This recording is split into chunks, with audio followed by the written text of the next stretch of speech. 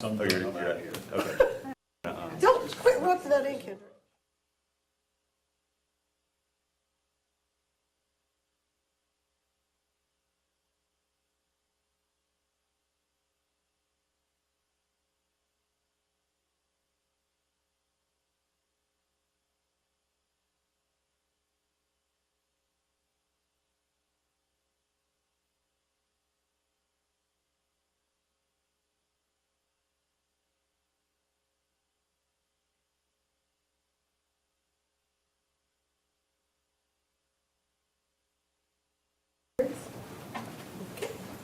All righty. We will turn it over to you, Dr. Rousey. Thank you, and good afternoon to everyone. I have the first policy, Board Policy 2310, talks about public participation at board meetings is presented as a revised policy. Revisions are recommended by board members and staff. When given final approval, it will replace the current policy 2310. And so when we're looking at Board Policy 2310, there are two adjustments that were being recommended. If you go down to number 9, we strike out the words "are encouraged to" and switch it to "must." By doing so, speakers are welcome to offer comments or criticisms directed at ideas, actions, or procedures of board and individual board members. In the interest of maintaining civility and decorum, however, speakers must refrain from personal attacks and insults directed at the board, individual board members, staff, or members of the general public. So that was the first revision. If you turn the page and you look at number 14, you will notice that we've had a couple of additions and a couple of strikeouts. So in 14, it originally stated that persons who willfully interrupt, disrupt, or cause disturbances, and we've added a sentence prior to that which states, speakers who violate this policy may be ruled out of order and directed to leave the podium. Additionally, persons who willfully interrupt, disrupt, or cause disturbances at an official meeting may be directed to leave by the presiding officer. Members of the audience should show respect for the speakers by refraining from loud comments or other disruptions. So we struck out disruptions by any person or persons of a public meeting will be subject to action.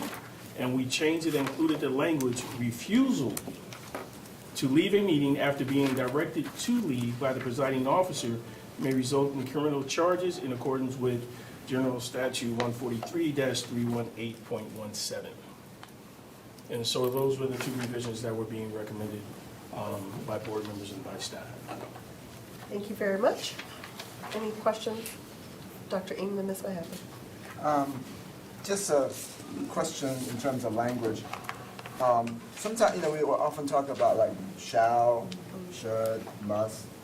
I mean, what's the preference or what's the best use of that word in that particular context? Are we talking about 19? I mean, number 9? Number 9, yes, I'm sorry. It's the will of the board. Yeah, that's a good question. I would say in this context, I don't really have a strong preference as to must or shall. They're both mandatory enough in my mind, but if you prefer shall, that's fine. So I think it's significant, actually. Mm-hmm. I think if you use words like, are you suggesting shall as opposed to must? Or? That's what I was asking, yeah. Yeah. One sort of sets like a condition of what people outside of the board will do, and one sort of sets what is required of them to do. Here, must is more of a requirement for participation in the meeting, whereas shall is you're trying to direct them outside of policy. So I think must is a better word, but That's a good point, actually. I can see that. I think we're in some nuance here where either one conveys the idea sufficiently, it would be legally enforceable. But that's a good point. I hadn't thought of. Shall does feel a little bit more like we're directing you to do something because we have the authority to do so, whereas this is a condition for your being able to be at the podium. But I think it could work. We could enforce it either way. I agree. Is it a follow-up, Ms. Emmons, to that or a new question? I'm Okay. sorry. So you can follow. So is there a will of the board? Or Dr. Ng, do you have a preference based on Mr. Haggerty and Mr. Ramey's feedback? I thought that shall would be equivalent to must, or maybe have a more of a it's kind of somewhere between the encouraged and must, but somewhere kind of in between, so that it's not a punitive in its connotation, you know? But I know, Expected. yeah, so. Maybe the word expected instead No, I think the requirement to change the language is important, because when we say encouraged, by policy, it acknowledges that you have a right to make personal attacks or insults. And what we've seen is, especially when these are directed even at potentially children, yeah, it's just out of line and out of order. So I think we do need directive language, and it's something that's consistent with other board policies around the state and other forms of local government, municipal government, public comment, you know, speaking at city council meetings, things like that. But either shall or must, I think, would work, whatever you're more comfortable with. Is there a preference? I mean, I I'm asking prefer- everybody so we can, I prefer shall, but. I prefer must. okay. We don't need a vote, just give me a temperature check. Thumbs up if you prefer shall. Thumbs up if you prefer must. There we go. Thank you all very much. Ms. Mahaffey, then Ms. Evans. What was the Oh. decision? Must. Must. Sorry, Dr. Crane, I can't see you down there. No, it's okay. Ms. Mahaffey. I just want to, highlight that when you're sitting in that seat and you're listening to public comment, you're dealing with, what is allowed by the First Amendment and what is an insult. And so whoever is chair come December or following, I have leaned on Jonathan and Neil and Rod to help me go, if there's something that I'm missing, please let me know, because I think it's one of those things where you err on the side of letting folks go, but clearly an insult, if someone says something, especially about another member of the public, I think is really important. And I know, Neil, you and I have had a lot of discussions about what that line is with the First Amendment. And so I was hoping you could kind of talk us through the changes that we're seeing in 14, and what that means and what the change is in language and then in action. Because as I'm reading it, it doesn't seem to change what we've been doing, but I think it's more explicit of what could happen. Exactly, I think that's right. And first of all, I agree completely that it is difficult to be in that chair and, and be the one with the gavel to say you're out of line because you've crossed the line between criticism, which is absolutely fair game and protected by the First Amendment, and insults and personal attacks. And it is just difficult, but it is a line that courts have drawn pretty consistently. We have good precedent from the Fourth Circuit. So it's a legally supportable line, but that doesn't make it less challenging. I do agree the chair can always ask for guidance from the board attorney in close cases. Other things that you can do to manage meetings include going for a recess, to try to cool the temperature, have private conversations, things like that. But at the end of the day, if someone does cross the line, and again, keeping in mind that criticism of, particularly of the board, I think that's where you have to be the most careful. If someone says, this policy you're about to adopt is a travesty, that's not really an insult, that's criticism. Right. And you should be ashamed of yourselves for adopting this policy. It's still just criticism in my view. It's when you get into name calling, shouting, profanities, things that a reasonable person, because that's what a court is going to do, is apply a reasonable person standard, would say is outside of order and decorum. And it's, it's just a slippery, it's a fine line, but it is what it is. And I think it is important to have rules of order and decorum. So anyway, that strengthens your policy there. As for the section 14, I agree completely. This is not suggesting a change in procedures. It's just spelling out more clearly what happens if public commenters violate the rules. That you cannot be ejected from a meeting simply because you violate rules of order and decorum once. You have to be instructed to leave the meeting by the presiding officer. That's statutory. And then if you refuse to leave after that, you're a trespasser and can be arrested and escorted off premises. Let's hope that never happens in your meetings, but if it comes down to it, this policy language kind of clarifies the steps that you would have to go through to get there.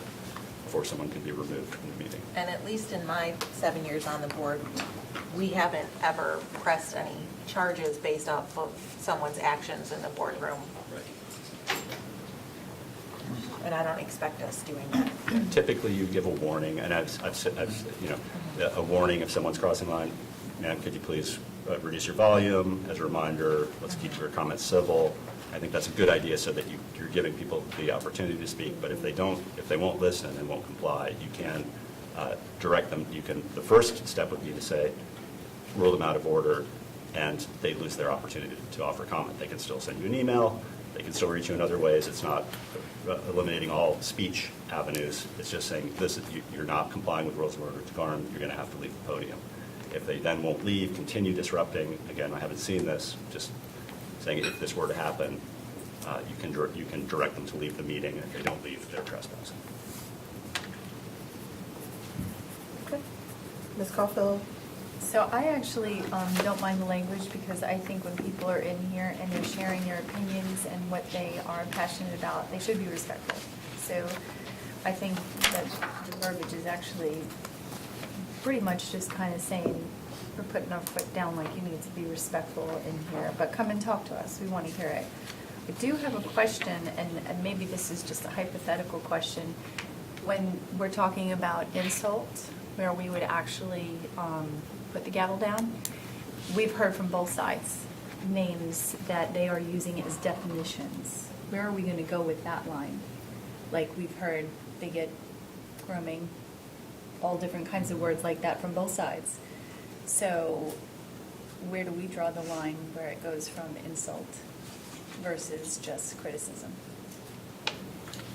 That is the question. Well, and I don't think it's a unanimous question. I think Ms. Mahaffey brings up a very good point. You have to defer that to the person with the gavel. I mean, the policy is the policy, but you can't outline every situation that can happen. And so, I mean, I'm not the chair, so this is why I actually said to the chair, I thought this was a work session topic, because I do think the chair has the ability, if the chair wants unanimity on where to draw the line, that's not a policy decision, that's that's how you actually implement policy. And you can't policy every single situation that happens. But the chair could say, hey, I'd like to know, where do you think we should draw the line? And then if you can reach consensus, you could do it that way, but you can't do that level of specificity in a policy. But I do think it is a conversation, which is why I waffled about where I thought this should go. My That's why line it just keeps coming Yeah. up, so I figured Right. let's talk about it. And I don't think it'll stop, that's my point, right? If it's not this, it'll be something else. Right, and my line has been, and again, in talking with Jonathan and Neil and Rod, has been more, like, if you're gonna insult the board, that is generally more looking at a criticism. But if you're saying, Ms. Smith is XYZ, that's clearly an insult. So that's kind of been where I've been looking, and I don't say that to invite people to start lobbing, insult grenades at the board, but just that's what my level of thinking has been in speaking with. Yeah, I think that's correct, because you do need to have something of a thick skin to be an elected official, as you all know. I think courts will expect a little more, that it's understandable if another person in the audience is being insulted, you can have a lower threshold of tolerance for that. The other thing I can say to your question is, viewpoint should not come into it. It's not the point of view of the person who's offering comment. Is it a personal attack or an insult? So it does not matter if the board agrees fundamentally with the policy position of the person at the podium. It's, are you behaving inappropriately in your conduct? And if someone says, advocacy group X is this, that's not a personal attack, that's talking about a group versus advocacy group Y, which we've seen also from both sides. So again, it's not, that's been my interpretation. Well, I think that's why I'm saying, I think it's either we defer that to the chair, because I certainly manage things very differently than Ms. Mahaffey, and there's no right or wrong. It is truly, to Neil's point, how you feel managing at that table. Well, we saw Vice Chair. He managed the table very differently. So I believe if the board wants consensus, it's a consensus discussion. It's not a policy discussion like we're having now. You have to decide, hey, we want our board to be governed this way or not. And I do think it is a worthwhile discussion, because I don't imagine this level of public engagement is going to decrease. I think you're actually going to continue to see it here. So again, I think it is a discussion. I think the board should be having this discussion with, hey, this is what we believe, so that the chair can govern themselves accordingly, leading the board at the board table. Mr. Haggerty, then Dr. Ing. So thank you, Chair Johnson Hostler. So, this is an area where, I've put a lot of scholarly investigation into this in practicing law, and I think everything we've said so far has been correct. I think when you set up a policy, to get to our chair's point, you can't require everything. You can't conceive of every possible situation. We don't have, as this is an example Chair Mahaffey's used, we don't say in here, you can't throw chairs as part of policy, but clearly you don't want people throwing chairs. Right. When we set up the policy, my advice is that it's important that we don't restrict ourselves in our ability to maintain order, right? We want to have clear guidelines for people, but this change in number 9 is important, because before, where we say speakers are encouraged, it's if speakers choose not to, by saying they're encouraged, it's acknowledging that we wouldn't have the power to do anything about it. And I think we all see, even if we have differences of opinion on where the line is, we know ultimately there is a line that can be crossed, right? And we have to be able to enforce that. I know that talking with Attorney Malone, and we haven't had these conversations, but I know you're familiar with them, there are a lot of court cases where people have gotten mad. They've had their behavior challenged, and they've taken it to court. And courts have actually created some guardrails for what you can do and what you can't do. And so here in North Carolina, if we look at the Fourth Circuit, we can get binding guidelines. And you actually can, there are things that are out of bounds, and it's not the Wild West, right? The court has recognized when attacks are personal and when they are insulting, and have recognized a governing body's ability to keep order and decorum. So we have that power. It's just we can't come up with every option. With that preamble, I do have some specific things that, as we look at how we do public comment, I think this suggestion in number 9 is a must-do. I think we have to do that if we make no other change. I think there's a lot of things we could consider, and while we don't want to get into every situation of what could come up in a meeting, I think there are some things we might want to look at. And if I could, Madam Chair, I can rattle them off really quickly. Yeah, they have it. Okay. So one of the things that we've talked about was, if you look at and you can look at either one, I'm looking at the revised version. We talk about citizens who sign up in priority order, number 2. One thing we've been doing by custom is giving priority to students, but that hasn't been something that is basically on agenda, off agenda. I think it's something of a courtesy, particularly on a school night. You'd like the students to be able to get home. So I think that we can do this by custom, but if it's something we'd like to put into policy, this would be a good opportunity, and that would be the place to put it, that students coming to address the board may be given priority. If there were other situations where you thought priority was needed, you could look at that.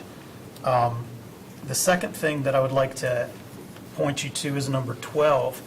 No sign shall encroach upon or obstruct the view of others. So that's somewhat subjective.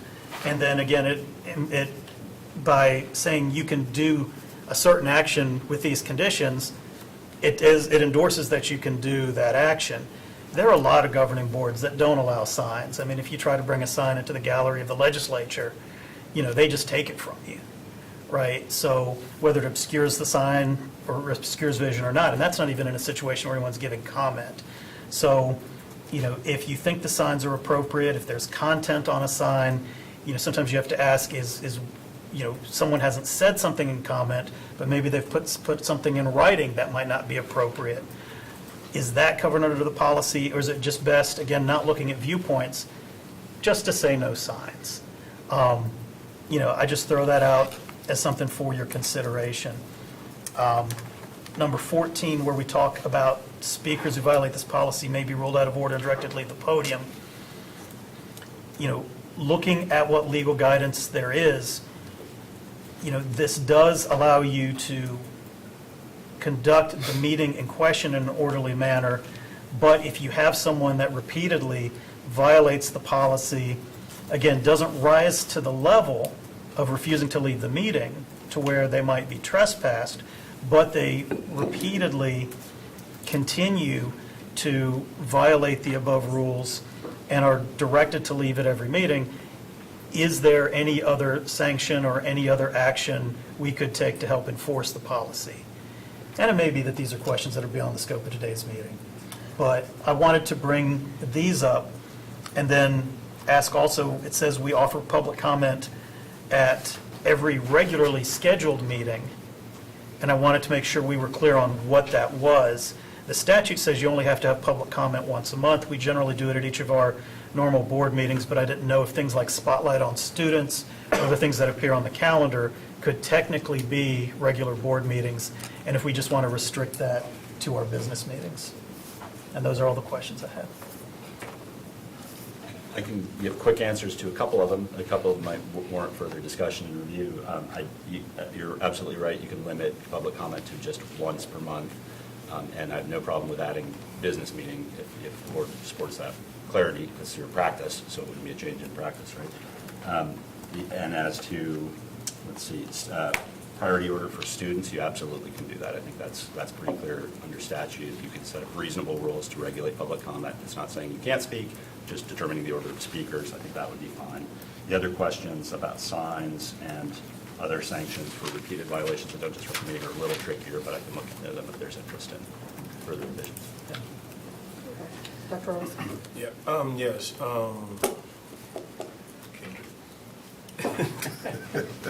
Mr. Scott has a question with regards to clarification for, just wanted to be explicit in our understanding of the expectations when it comes to podium dismissals. So, I've heard leave the podium several times in here. Does leave the podium mean leave the podium, sit down, or does leave the podium mean leave the room, leave the building? It's leave the podium and sit down, but it's still in the meeting unless, it's currently written, unless you actually disrupt the meeting, at which point you can be directed to leave. And it must be the chair who directs the person to leave if it's to be enforceable by law enforcement. Okay. What's your thoughts? That has not been the common practice. If you're asked to, if someone's at the podium disrupting, or if they're asked to leave the podium, that's equal to leave the room, leave the building. That's been the practice here even before we came to this building. Whenever we've had to get someone from the podium, their next step is to the parking lot. You're going way back in the history books with that, because Well- I can't think of a time that we've done that. Yeah. Well, a couple of weeks ago, didn't we have somebody? Yeah, we've done too. we did. Sit down or Yeah, give he back? went to the parking lot. Oh, yeah, we've Oh, done. yeah. Not from the podium, though.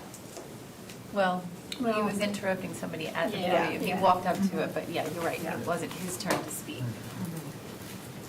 And even in either case, whether you're at the podium or you're sitting in the front row being gaslighted by somebody at the podium, does that mean you're in the room still, or does that mean you're, because I'm just asking, 'cause if I'm called up there. These are great clarifications, because, I mean, currently, the chair is right there, and to Well, Mr. I'm just Reddy's saying, point, the if chair I'm called, it's decides. typically you're going to the parking lot. And I just need to know Yeah, this which is what one we that, should- which one that is. Well, and I've always, our current rules don't allow us to dismiss someone from the podium. So this Right. just brings up a new question. It would be, if it's go and sit down, but if what's said at the podium is insulting and causes a disruption. Correct. If someone's willfully disrupting the meeting, they can be directed to leave. But it requires a disruption of the meeting, and the chair has to be the one to direct them to leave in order for it to be enforceable as a trespass, where law enforcement could. So, but I think, to your point, I mean, the idea is to build in a clear lesser step. It's not always necessary to eject from someone from the meeting if they've exceeded rules of order to come. You can't stop shouting, I'm going to ask you, I have to ask you to sit down. That person can still sit quietly. If they can sit quietly, they should be able to attend the meeting, I believe. But if they continue to disrupt the meeting and keep shouting, then they can be escorted out. I mean, the way you've handled it so far is if they're being disruptive, you ask them to leave. Right. And if something is said, they sit back down as long as it's not disruptive. Right, but not from the podium. It's always been a disruption, at least in my memory, it's been someone from the audience that's caused a disruption. Right. I might interrupt to tell folks to Behave. or to address their comments to the board, but, yeah.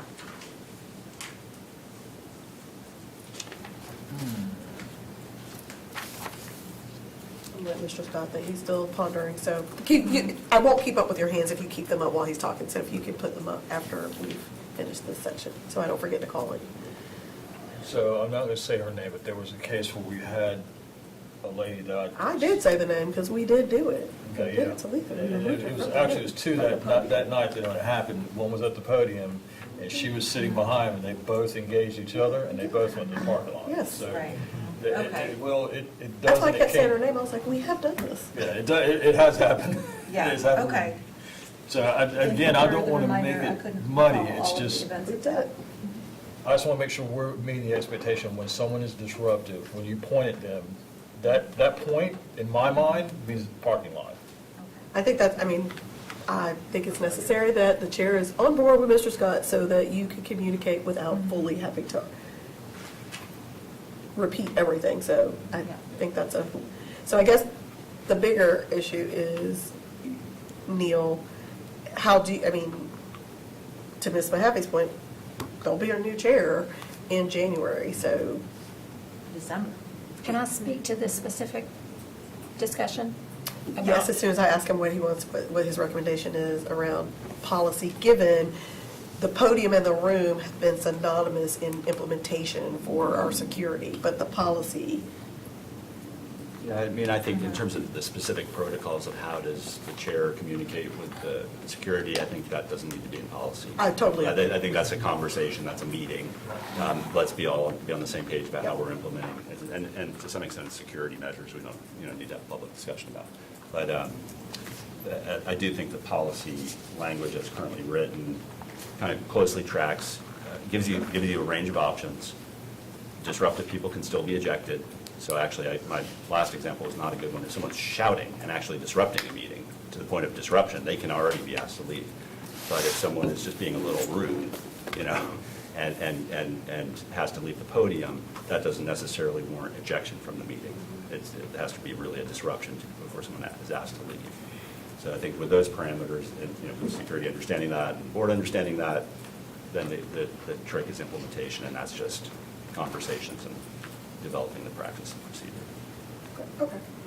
So, Ms. Edmonds and Ms. Waters. So I have 3 other things I want to go back to, but specific to this about leaving the podium means leaving the room and going to the parking lot. If that's precedent for us, I would support continuing that precedent. And I guess my question is, well, 2 things. Number 1, does that have to be spelled out in policy? And number 2, if we decide that that's the practice, whether or not it's written in policy, perhaps that can become part of the chair's. Well, I would be wary to call that precedent, because, again, that was the only time that had happened, and that had caused a larger disruption in the room. And so, but again, I would rather follow what Mr. Ramey is saying and do it correctly, which, and make sure that. The only concern Yeah. is just not jumping the gun, because it's an open meeting, so presumptively, people have a right to be there. Yeah. It would be different if it was just a sort of private meeting, and you invited someone in and they had no right to be there in the first place, then Right. you can ask them to leave. I mean- But with the open meetings law, anyone in the audience presumptively has a right to be there. They have to really cross a line to be asked to leave. So that's why I think you're safest if you just keep that at the disruption standard. Yeah, the goal is not to eject people from the meeting or Sure. eject people from the podium, so, yeah. So I guess I'm not clear. Are we in favor of only ejecting from the podium and allowing them to stay in the room?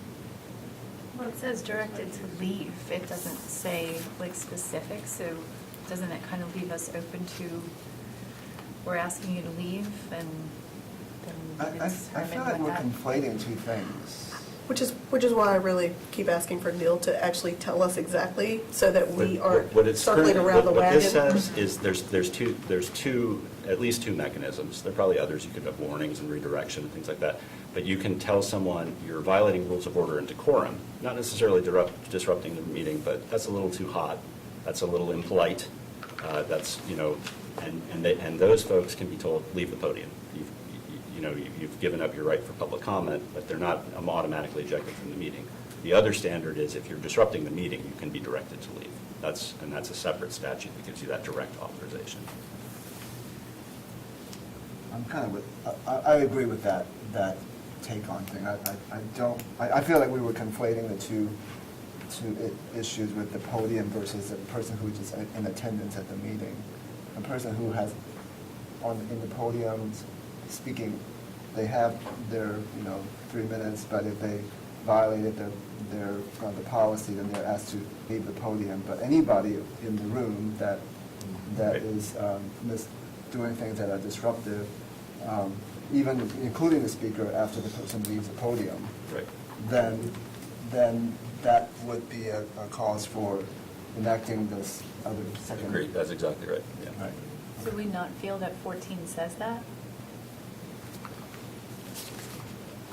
I think this is just to clarify, again, you didn't have anything in here previously that talked about telling someone to leave the podium, so we've added that. So we didn't say the word podium specifically, but we asked directed to leave. Said by delete, what you right, said. so it was a little vague. I think that, again, the point here is just to provide a little clarity. There's one option is speakers who violate the policy, including rules of order and decorum, can be told to leave the podium. Additionally, that's why we have additionally, Right. it's a separate standard based on a separate statute. Anyone who disrupts the meeting can be told to leave the meeting. So should the podium piece be under 9 rather than 14? Because 9 talks about speakers rather than disruption of the meeting. It could be moved, I think, we put it there, so this is all, the enforcement section is all in 14. Yeah, that's a good idea. 14 is more than speakers. 14 is anybody in the room. Yeah. Whereas 9, I think, is just limited to speakers. That's why if you moved it up there, it could be more clear. It could be, yeah. But I think if you leave that in 14, it just says anybody's a disruptor, they go. And then, you know what I mean? Like, we're not pinning ourselves to, well, it doesn't say that, so I could stay. I mean, that's a good. I mean, that's a I think recommendation. it applies to more people. 14 applies to everybody if you don't have the part about speakers in it, right? Because it's anybody in the room. Whereas leaving the podium only is a sanction if you're an actual speaker at the podium. So right? putting that first line of 14 under 9. Yeah. And then you don't need the additionally, you just do persons who willfully interrupt, disrupt, or cause, et cetera. Could just go as is. But either way, it'll work. We can enforce it either I way. like I that. think that makes more sense. Yeah, I think that would work too. The only other thing I'm wondering is if we'd be missing something, because what's the first sentence in 14 currently says speakers who violate this policy, so it's not just 9, it could be something else, like someone who insists on trading time and That's a and good swapping point. and having someone else come up and Wouldn't just speak be on their everybody. behalf or something like that. So, the idea here, and again, you can move it, Well, it was about the the- structure isn't so important to me, but the idea was all the enforcement mechanisms are in section 14 here. So do you create a 15 in order to have a separation, or, I was just thinking that. I don't know, or What does if we just additionally do change- that? What if we just change the word in 14, speakers, to persons? Because then that No, applies to no. anyone. Because that's talking about a person at the podium. It's certainly I- the pleasure of the board, but I like it with 14 being the enforcement clause because it I do speaks too. to That's what me and Sam were just saying. speakers, I think and this is additionally not- covers everything else. Certainly the pleasure of the board, but because the policy is talking about public input, but 14 also gives you that additional piece to say that in addition to the speakers, you know, you're speaking and I'm in the audience and saying, you lie, then, that to me, I see it as the enforcement clause, but any decision you make is I think works, but but I like it the way it is. But so- I'm certainly as chair at the will of the group, but that is my preference. I like the way it's stated. Another option, maybe part would be, if you want to leave all the enforcement provisions in the same paragraph, you could say, instead of additional persons, we could say any person, including but not limited to speakers, or something to that effect, to make clear that this is a broader provision. But again, substance is there, it's just a matter of how to convey it clearly. Or what about making that second sentence onward as a separate paragraph? Kind of You mean like a number 15? yeah. Or just a standalone paragraph. Despite my earlier confusion, this helped me better understand 14 and the word additionally, so I'm good with keeping it. So thanks, everyone. Ms. Waters? Thank you. I appreciate some of the comments that Mr. Haggerty made, and particularly the support for students having priority. I guess since we're already doing it, it's not necessarily needed in the policy, but I do value that. And then also for number 12, with the signs, I wanted to know if there would be support for adding language about left on display, because that has been an issue where people have come in and put their signs in the back and have left them there when they went back to their seat. And so it doesn't, they're not necessarily maybe encroaching upon someone or obstructing someone's view, but they are like in the lens of anybody who's watching online, and they may be in complete opposition to the perspective of the person who is currently speaking. So that would just be my thought, if we could add language about left on display. So that's a good question, and this is what I mean by like, who is sitting at the head of that table? For me, if you notice, the people who do that, they sit on the back row, and their response will be, I'm not encroaching it, I'm sitting here. And so for me, if I see it, I'm like, I want your sign to be at your seat. Because that's what they're doing, right? They're literally sitting on the back, so the sign is seated beside them, and they leave it there the whole time. So in those cases, I say that adding the policy, it is still going to be required to sit in that seat and say, your sign needs to be with you at your chair, not beside your chair. Because so I like that change to the policy, and I also think that it's training the audience for our expectations. Because a lot of what people do is create a new norm in the room, and if we don't call it out, and trust me, you don't really need a policy call, like, just like, please move your sign from in front of the camera.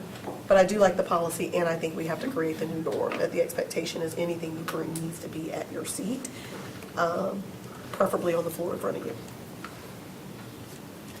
And I'll just add that I think that's an example of, you could put it in policy certainly and address other issues relating to signs.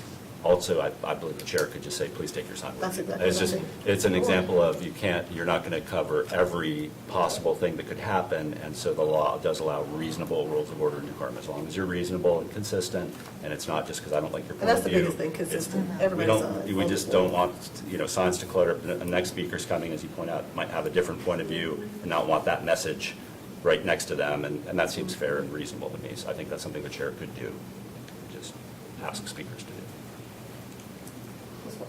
And I do agree. I think, now that we have kind of established that people are pushing the envelope on their signs. And so that was the reason for me saying, like, having it written in policy as a hard, no, you can't leave your sign up, because there's intentionality around leaving the sign displayed, whether it's so people can see their QR code and scan it later, or whether it's in opposition to what the person who is currently speaking is talking about. So absolutely the chair could do that, but I see maybe a need to kind of establish a hard no or baseline around that, just based on what I've been seeing, like the envelope getting pushed and people just continuing to make it an issue. But that's just one perspective.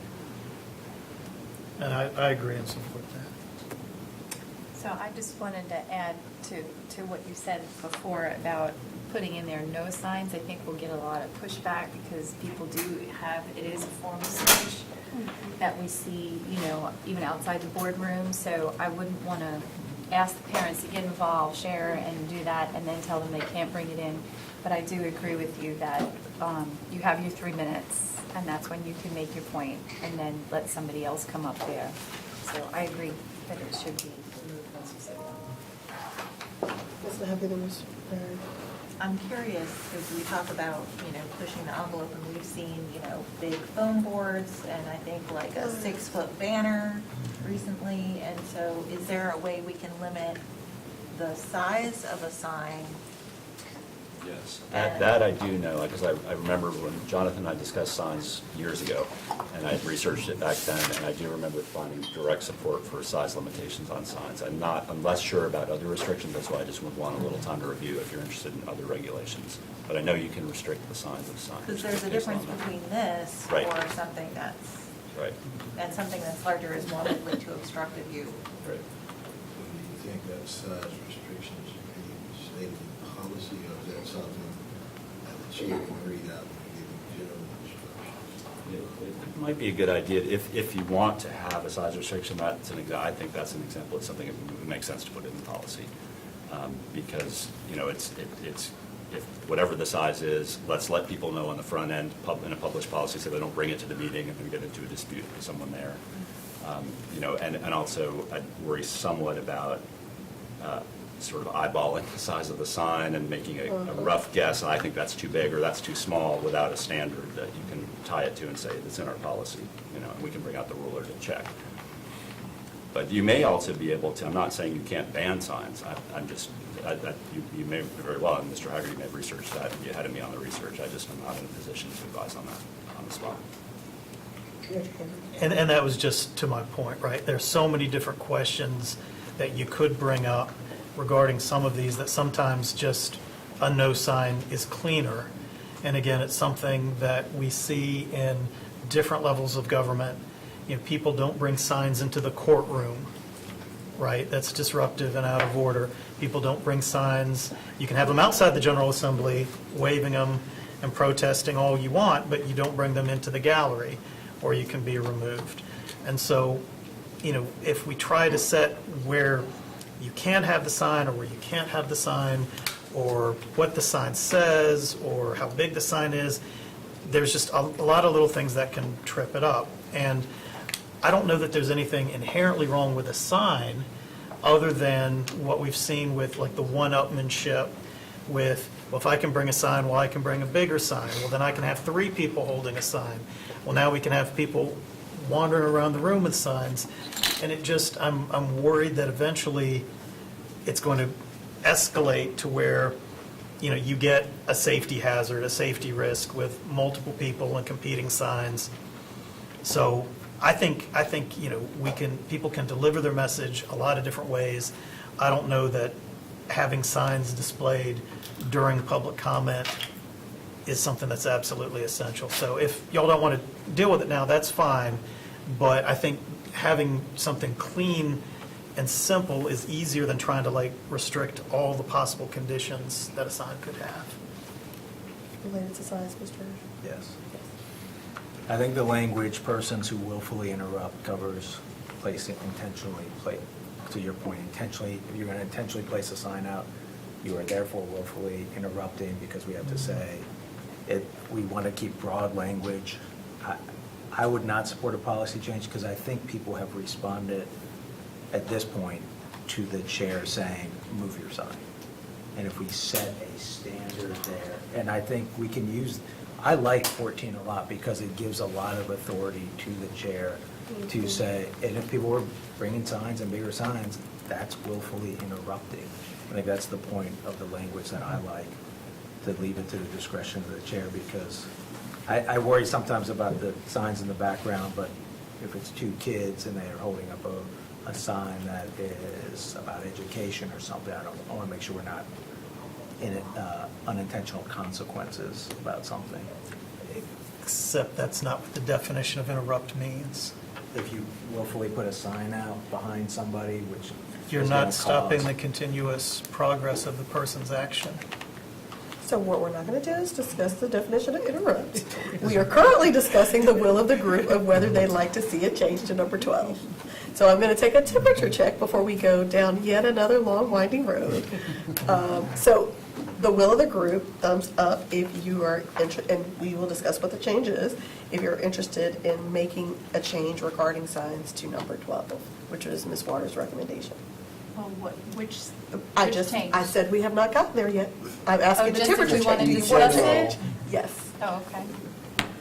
So if we have a consensus on a temperature check, then we will talk about what the changes is. Again, or otherwise, we're just talking. Okay, so, and Ms. Waters had a actual, so I'll move forward since the largest will of the group is to have a change to number 12. And you had a specific recommendation, which was, Left on display, Right. like, if somebody has a banner and they roll it up when they go back to their seat, I don't have a issue with that, but it's the intentional, I'm leaving it in the back of the room, so it's in the camera lens, and it is there intentionally. I think that's where I'm hoping to find some kind of stop. okay. So your hard recommendation is not about the size of the sign, but more about removing it. After your time is Yes. up, you have You take all of your, all your stuff Stuff with with you. you back to your seat, or roll it up or whatever, Yes. but not putting it on display because it may be in opposition on either side of Sure. perspectives of what the person currently speaking is wanting to share, or not using it as a time to, build up momentum for people at home to Exactly. see your sign or your QR code or those things. That was very simple, just left on display. okay, thank you. I like that a lot. I support that. Dr. Ng, regarding this? Yeah, I mean, I agree. I think with the, being the social media age and people looking at the screen, whatever the screen real estate is, that's what is, people vie for that attention, right? I have no problem with people putting up their banners or signs on the periphery, in the room, because the only people that will see it are us, right? But, for the time being of a person speaking, if they have something that they want to show, I'm fine with that too. But when the 3 minutes are up, everything goes with it. So is there, I have a specific question before you raise your hand. Is there an alternative to Ms. Waters' recommendation on left on display? Is yours an alternative? No. It's in the same vein. Okay. We're going to wordsmith it in just a second, but we're not going to have 20 recommendations. We're going to stick with one recommendation, which is left on display. Then we can wordsmith it. Could Ms. Waters repeat Yes. the specific change? That was it, left on display. Okay. Just add that to the end. So, all right. So no other alternative before we start wordsmithing, just a second.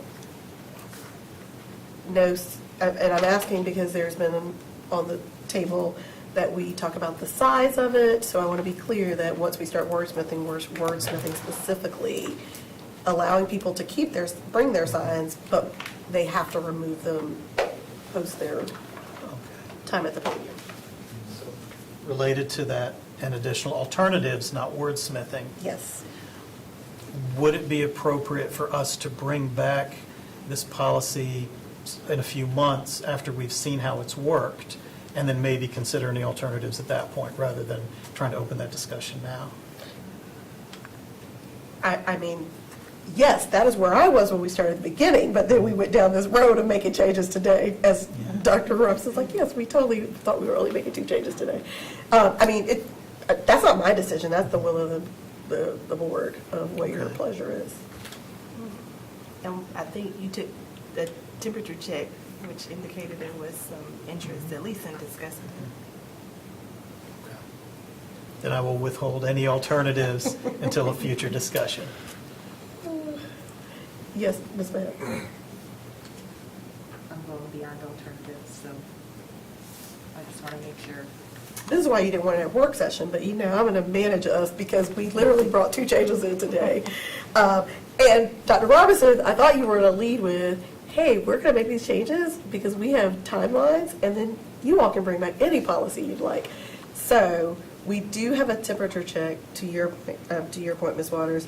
So yes, if you want your alternative, because on the table is to add it as a change today before it becomes before the board for first reading.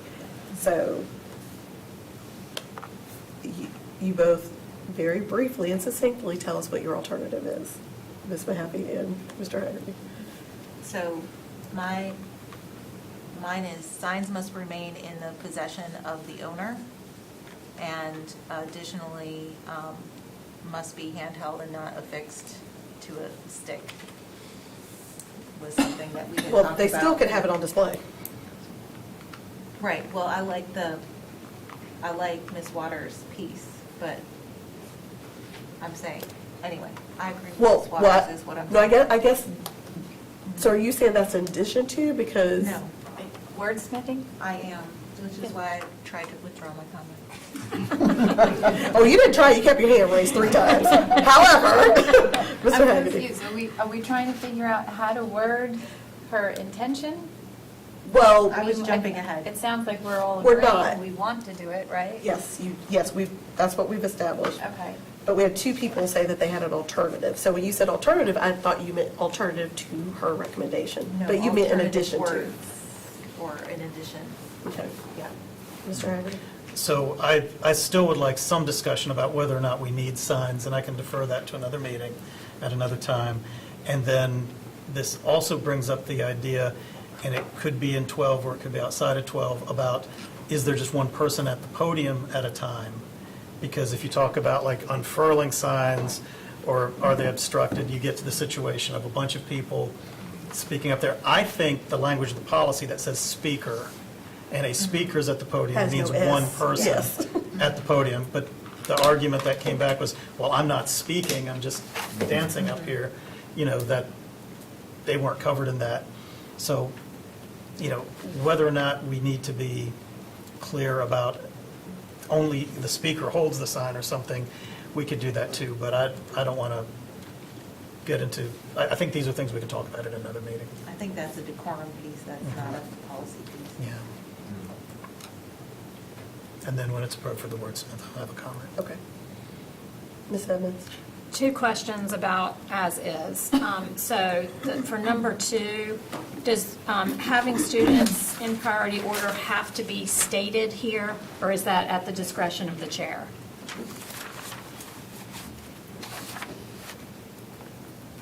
Do we have to have the students first in the language of the policy is my question. Let's see, which number was that? Number 2. I think the way I read this is the priority order now is items on the agenda and items not on the agenda. So if you want to have other priority items, it would make sense to put them in the policy since you already have those.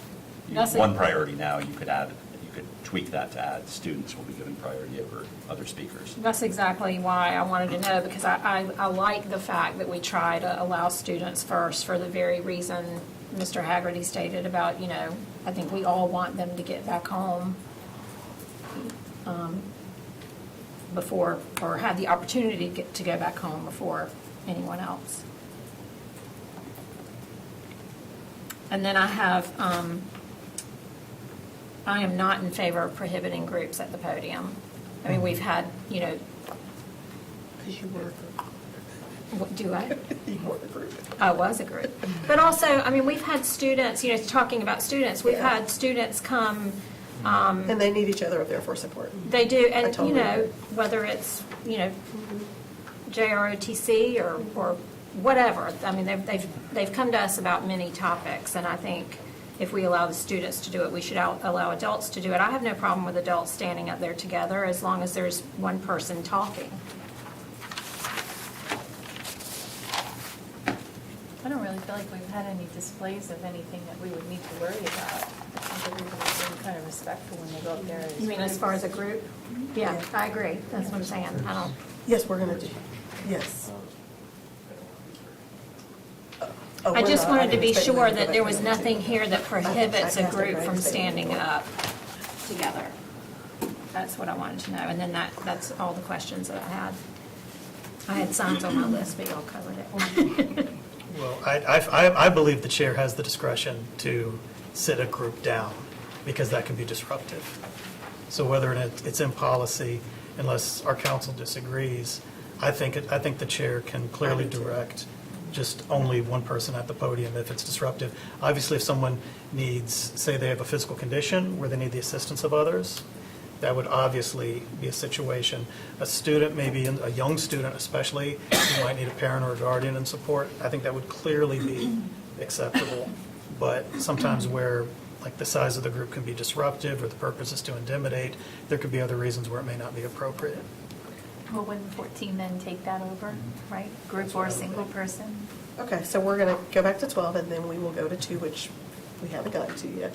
So Ms. Mahaffey made an addition to Ms. Waters' recommendation of ensuring that it wasn't just the type of sign or whether it was affixed, but it was about ensuring that it was not on display, post their comments. And Mr. Haggerty, you also had wordsmithing. So I wanted. Before Dr. Crane starts writing. Okay. So I wanted to make sure that I support Ms. Waters' amendment, but I want to make sure that we keep on there that the no sign shall encroach upon or obstruct the views of others. And then I wanted to make sure it was and shall, and not just that it's only after they leave. You don't want them obstructing or viewing it, you know, while they're there either, right? And while other people are speaking. So I just wanted to make sure it was an and. Okay. Can I make a suggestion? Yes. Absolutely. If we add, after the sentence, after speaker's time is finished, all materials and signs must return to your seat and out of view for future speakers, or something along that lines? Because that sounds more specific to That does. getting your signs away. Mhm. Yeah, that's a great recommendation. You're like me, you didn't write it. It looks like Ms. Waters accepts your friendly change. So now Dr. Crane needs to know where in your exact words. Where does that, where would you put that? I would say right after, right? New sentence for It's 12. part of number 12, right? Yeah, Part of second. 12. I think grammatically, it sounds like a new sentence. It does, I actually Yeah. like the new sentence. That's very Could good. you read it again? So after speaker's time is finished, all materials and signs must return to your seat. Am I saying it too fast?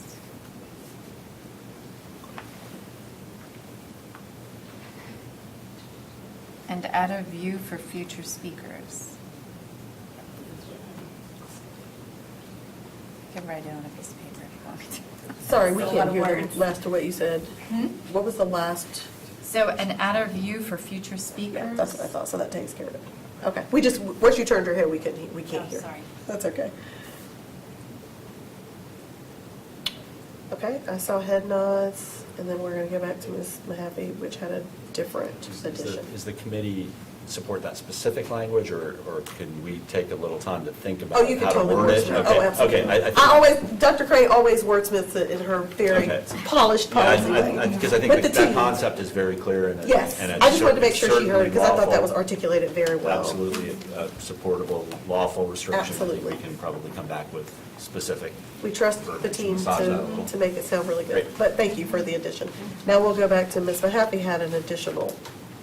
So I actually have a clarification question, because I think it's appropriate that we address things that are left at the podium.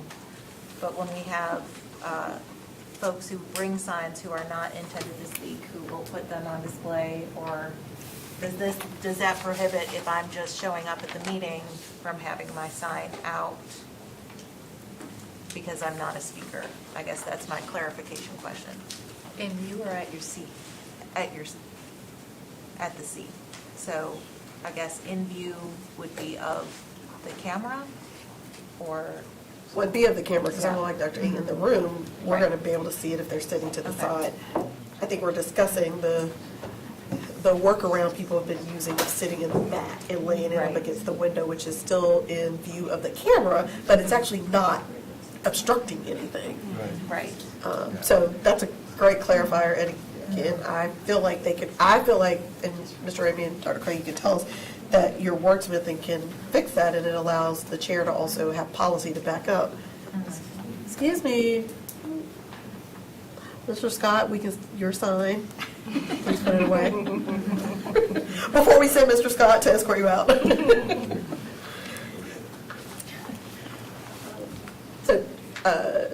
Crane, Dr. Robinson? So I heard two, just to reflect what I've heard two edits. One is for number 12, and for number 12, it would read, "No sign shall encroach upon or obstruct view of others, period." Additionally, after a speaker's time is finished, all materials and signs must return to the speaker's seat and out of view for future speakers, period. Yes, and I'm asking you all to go back and ensure that it addresses. I think Oh, yeah. we can make some Perfect. minor adjustments to that. To That's be what I clear, thought. what I heard is the concern is not that no one in the room can see the sign, it's that people watching the next speaker won't see a sign Right. right next to the next speaker. If that's correct, I think. Cameras. Because I certainly Minor would adjustment. just use what you currently have and just say, no, that is an obstruction because your sign is in the line of sight of the camera. And that's what I meant by, the chair has a ton of discretion in that seat, and I just feel like, no, that is an obstruction because it's in this camera. So you two are gonna work on that, and now Ms. Mahaffey, your other one regarding size of sign and affix it. Well, it really is the question of, do we restrict the size of a sign? Because if it's a standard size sheet of paper, we all know what that looks like versus something large. But I also feel like the additions that Ms. Waters and Ms. Caulfield have shared are very reasonable, and I don't know that we necessarily need to look at the size of something. Well, it's your recommendation. Right. So, no, So why I I'm guess asking that's you. a question maybe for the board. Is there a feeling like we need to restrict the size? Okay, so there we go. And Mr. Scott, I'll tell you why that, I mean, again, I generally wait till everybody's spoken. I don't think so because a T-shirt actually is the same thing as a sign. And so a piece of paper is your T-shirt. So that leads you down a whole road of saying 16 T-shirts that just cover this 8x11 frame. That is essentially a sign when 10 of you are standing up in the camera. And so you could be in the rabbit hole. And again, I think that's where the chair has to say, this is an obstruction of Ms. Edmonds' time at the podium. Just as an aside though, should we make sure that the seats in view of the camera be arranged so that they're not in view? Well, now Because that's people who sit interesting. at the edge of that, wearing a T-shirt is essentially a sign. Right. Our communication staff has worked. I was just about to say, I think Make communication sure to that Mr. that Scott can work that out for us. Is, at least during public comment, and I agree with Ms. Johnson-Hostler that that is a conversation that the chair needs to have to, share and continue that discretion when we're beyond public comment It and a doesn't- staff member is presenting and then you have a line of signs in the back row. But I don't think that precludes someone from standing there holding this or sitting and holding something while the meeting is going on. I don't consider that a distraction. If they're going like this, it's a distraction, but you are then potentially obstructing somebody. So All I'm saying is that That's- passively, when somebody's watching the YouTube video, on the edge of it, somebody is sitting on in view. It's amazing that know. these are adults that we're talking about too, I know. right? Yeah. Last thoughts and feedback on the sign size or how it's brought into the space. All right. Now to number 2. So certainly there was a strong feelings very early when Ms. Tragerty brought it up of prioritizing our students.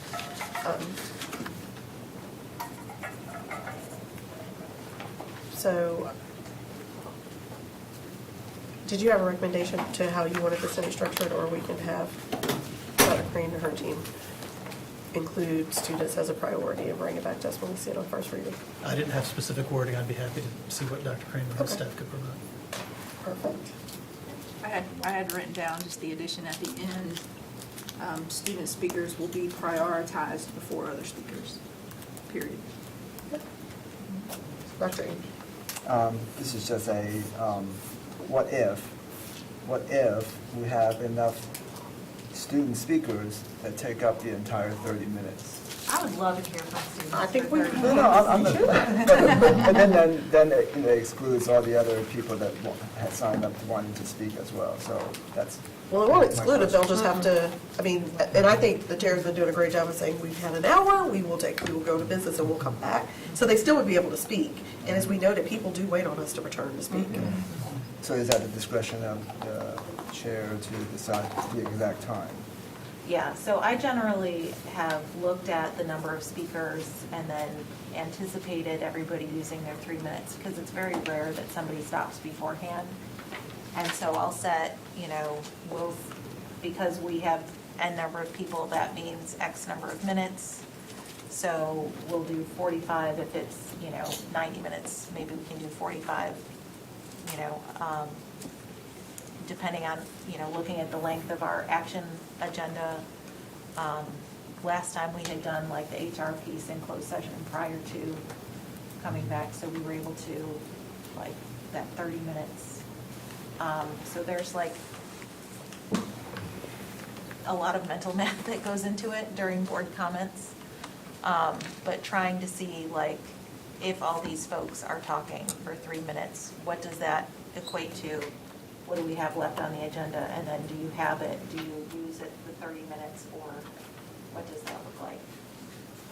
The only thing Yeah. I'm asking is. But that's me, Yeah. right? That's, The only thing I'm asking is yeah. if there's so many students who want to speak, which is great, Mhm. it takes away from the time of the adults who also signed up, then they will have fewer adults that want to speak as well, so. Right, and the 30 minutes is not a hard, it's at least 30 minutes. I've interpreted it as it could be 45, it could be an hour. We've sat there for almost 2 before. Right, and, you'll also notice, and Mr. Haggerty and Mr. Ramey and I have talked about this, the 3 minutes is not a part of the public comment, that's just been our practice.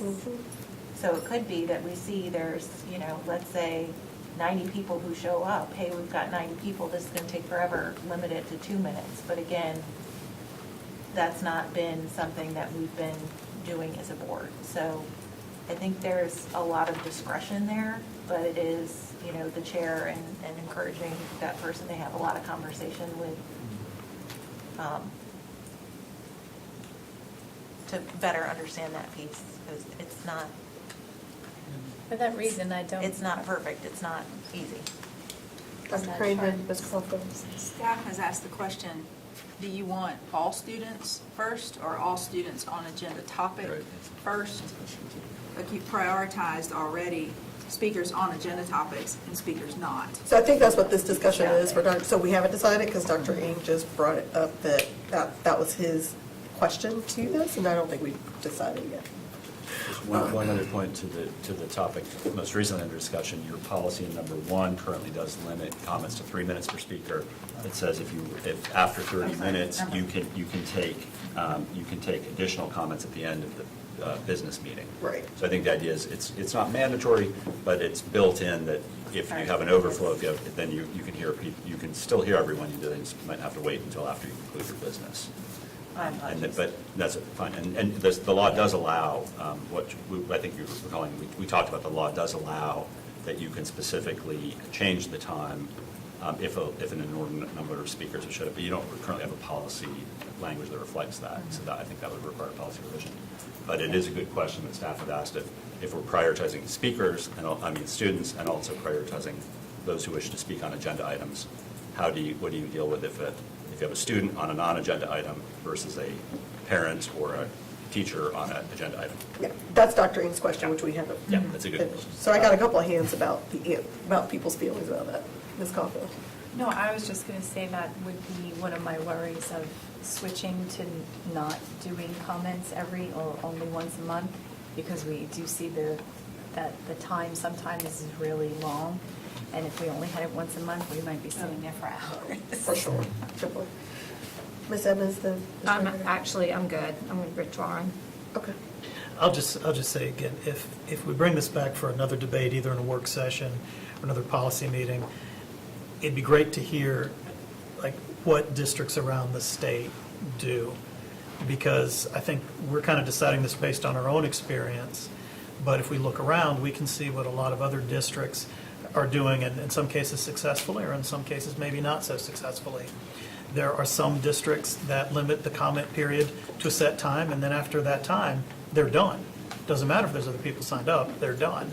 There's other people that set, other school districts that might set the amount of time, and if the number of speakers would exceed that amount of time, then they'll go back, as Ms. Mahaffey said, and say instead of 3 minutes, maybe everyone gets 2 minutes to allow everyone to speak.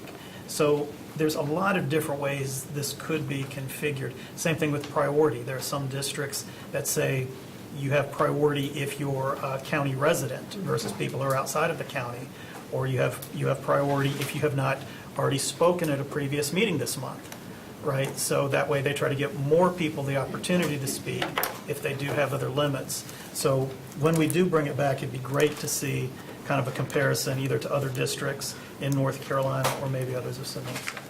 So it's 411. We have multiple other policies, which is, again, to your point, why this should have been a topic by itself, because we have a lot of policies. We are still not finished with migration, and things that require the board's consensus on need time for board members to process each potential change. And so you listed several, and I think they're all very important topics, and we would need the whole 2 hours just to ensure, because again, when we're talking about how, this policy to me is our decorum, right? So again, this was about changing the 2 things that we need to change immediately, and there should be a full conversation about how we want to present ourselves to the public. And I think all 9 board members are invested in how we are perceived and what decorum we run in the space. However, we've started down the road of your list, so we are going to stop at number 2, and I'm going to ask again for the temperature check. Now I'm going to start doing this, Dr. Taylor, every time I say this, of preference for what people want. Would you like to see that it's all students, or keep students that are on agenda topic? So is there a preference for the board? Mr. Hardy? My preference would be simply to give the priority to students, because I think when we say on agenda, I think that can be manipulated so easily.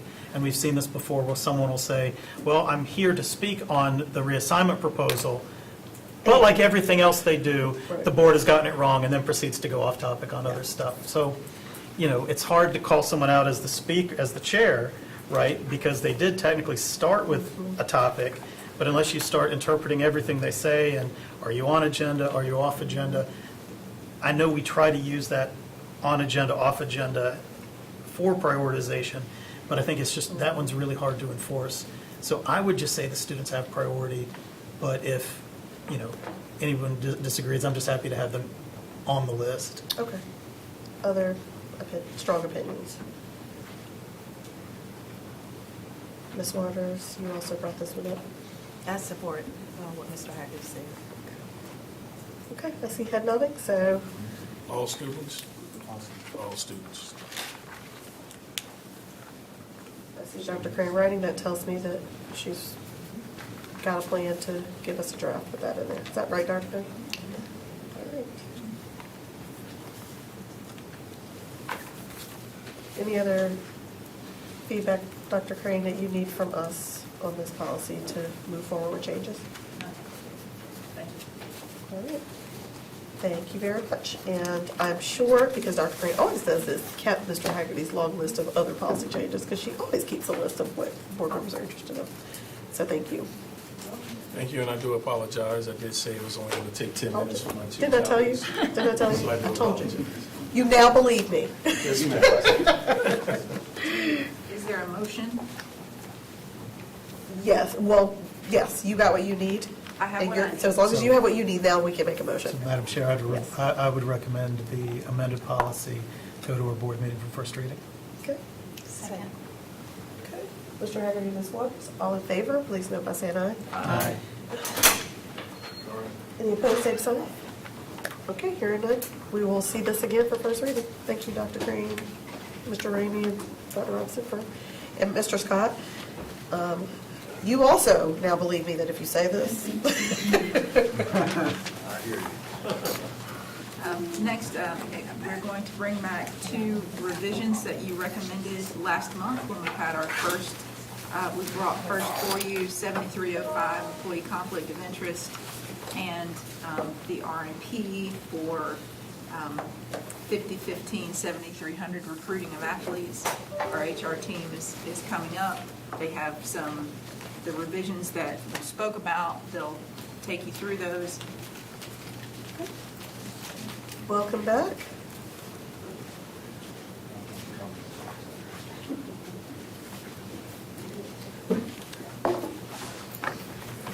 Looks like Ms. Hill's in the hot seat, so you must be leading us.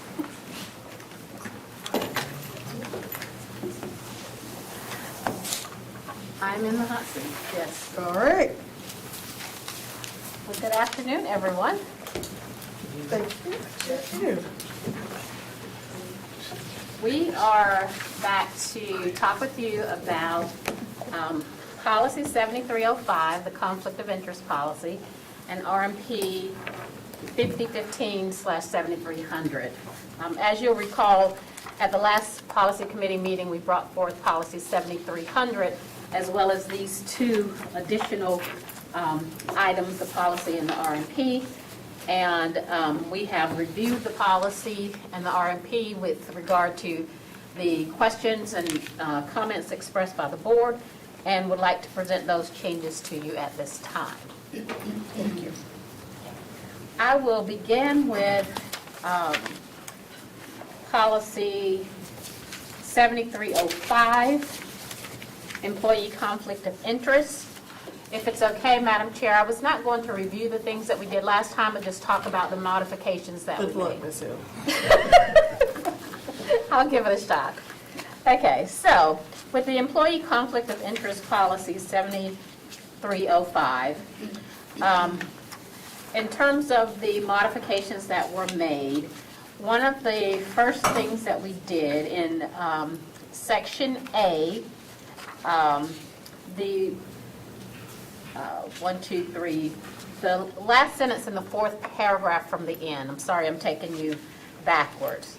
The paragraph begins with a contract with the board. It's the paragraph after the numbers. In that last sentence, we added a provision with regard to a new training requirement on conflict of interest that came from the budget provision. So it's in green, I believe, on the copy that you see. It says employees involved in making or administering a contract shall complete training in conflicts of interest as required by state law. So that was one of the areas that was in the budget, and it was required for that. Our finance officer wanted to make sure that we included that provision in here, so we did that here. In addition, 2 paragraphs down, we deleted a small section that says subsection D.2 of policy 7100, and we deleted that because we will be bringing 7100 to you as a part of our updates to the personnel policies, and we're going to be adding a new paragraph related to criminal record checks for those in our pre-K classrooms, and so it just changes the numbering, so we thought we'd go ahead and fix it here. So those are 2 short changes that we made with regard to those policies. And then the main parts of what we talked about last time with regard to the policy changes are in the receipt of gifts provision. That's a provision that we made as Section E. And we modified the 3rd paragraph in this policy to hopefully reflect some of the concerns that the board had raised and some of the issues that you want to address in the last meeting. And so the specific things that we did here was that we modified the policy to make it clear that the limit in terms of the amount in the policy was based upon gifts from individual parents or community members, rather than, I think you guys raised concerns about group gifts and things like that. So we tried to make that clear here.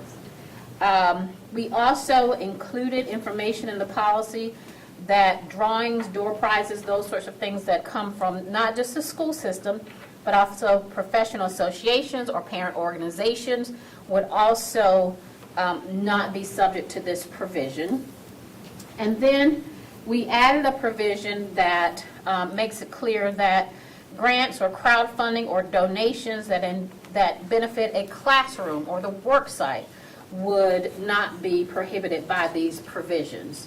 One of the things we left in here right now was a staff recommendation of the $50 or less, which was consistent with the amount in the prior paragraph that deals with the nominal value when dealing with contracts.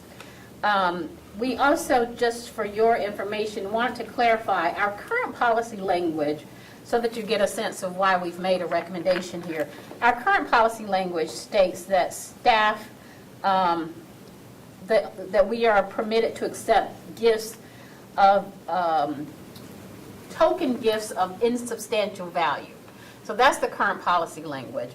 And so we thought it would be good to provide for consistency, address some of the questions that have been raised in the past, to try to provide a number here. But obviously, we can leave that, and we'll leave that to the board to decide if you want to have a number or if you'd like to have a different number here in this space.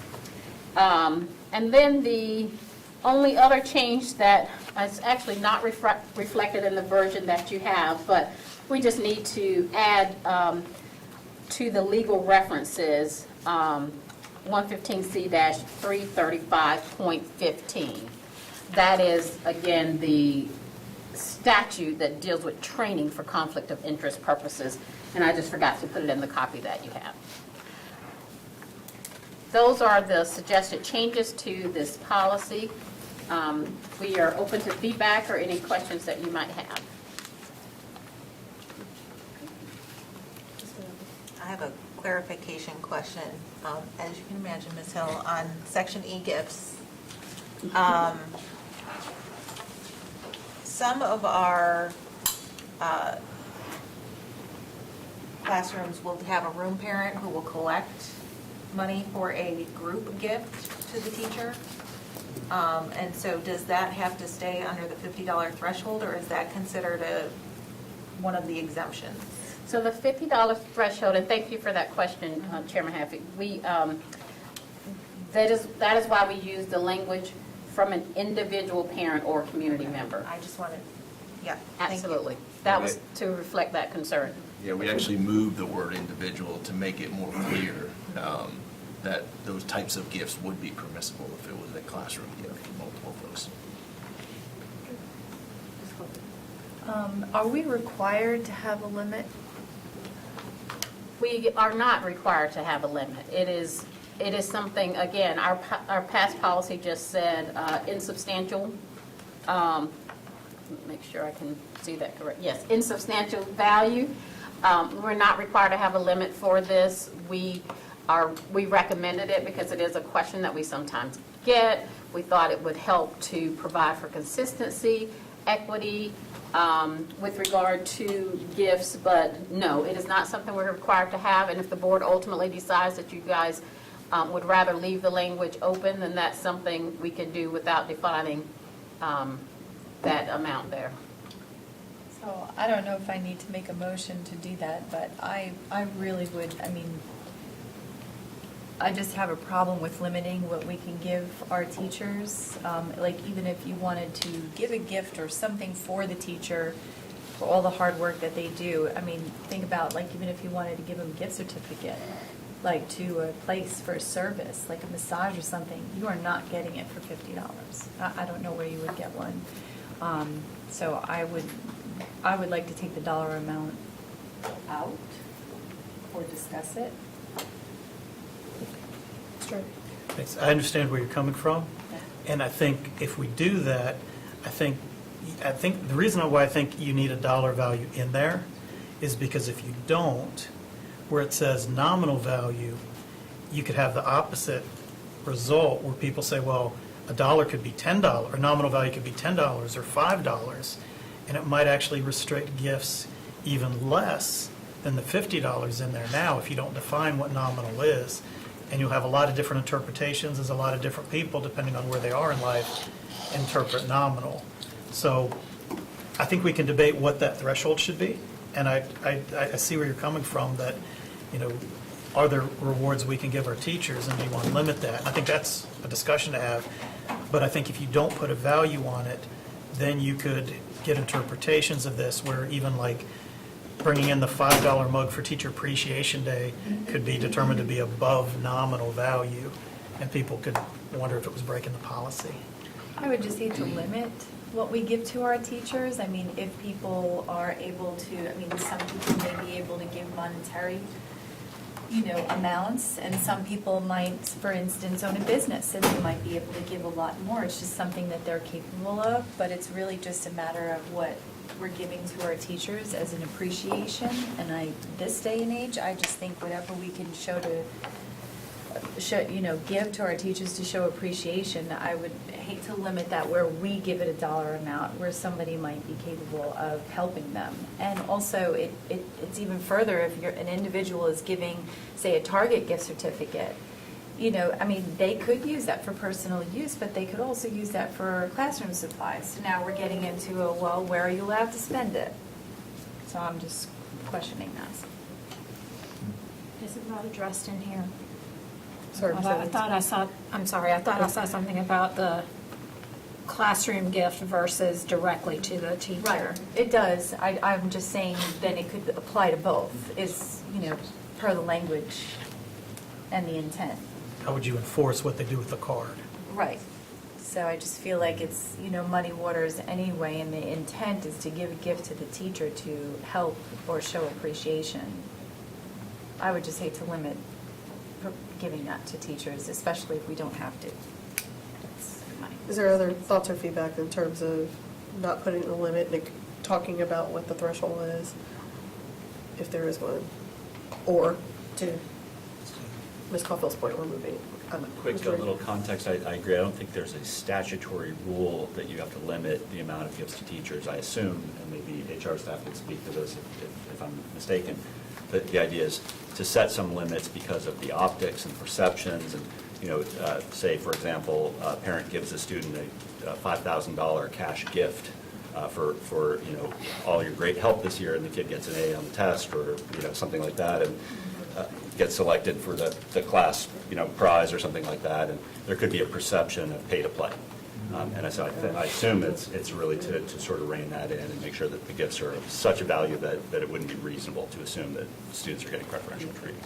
Which I appreciate. I would just hate to take that away from the teachers, just in case that was an if, you know, that it did. Right. I understand your point. And not arguing, just offering comments. No legal rule. I assume that's the. But very good context for us to remember when we're talking about this, Ms. Waters. And that's kind of what came to mind with the dollar amount. I was just wondering, Ms. Caulfield, would you feel better if the amount was somewhat higher, particularly as we're looking at inflation, or do you just not want to see a number at all? I mean, I guess if the board really wants to have a dollar amount, then to raise it. Yeah, so that was my question. Ms. I would Caulfield just saying say to remove limit. it. Mr. Haggerty is saying to talk about what the amount could be, like if we raise it, but yeah, her recommendation was remove it. So that's why I'm asking the will of the board. That was Ms. Caulfield's My recommendation was to remove Yeah. the dollar amount, but if somebody wants to make something else, I guess then we can decide as a whole which one's better. Yeah, that's what I'm trying to gather, Mr. Hershey. Oh, I was just going to say, would you consider $100 or less acceptable as a?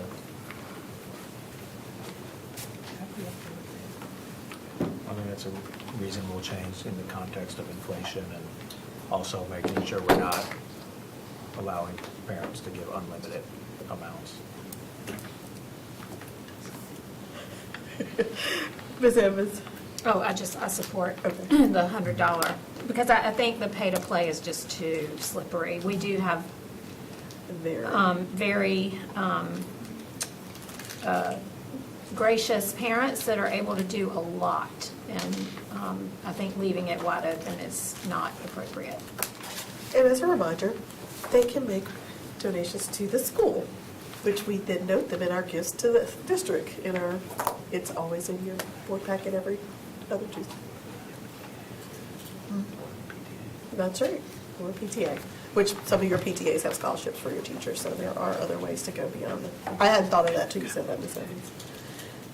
Thinking along the lines of like inflation and some of the things that, you know, you might want to give to your teacher.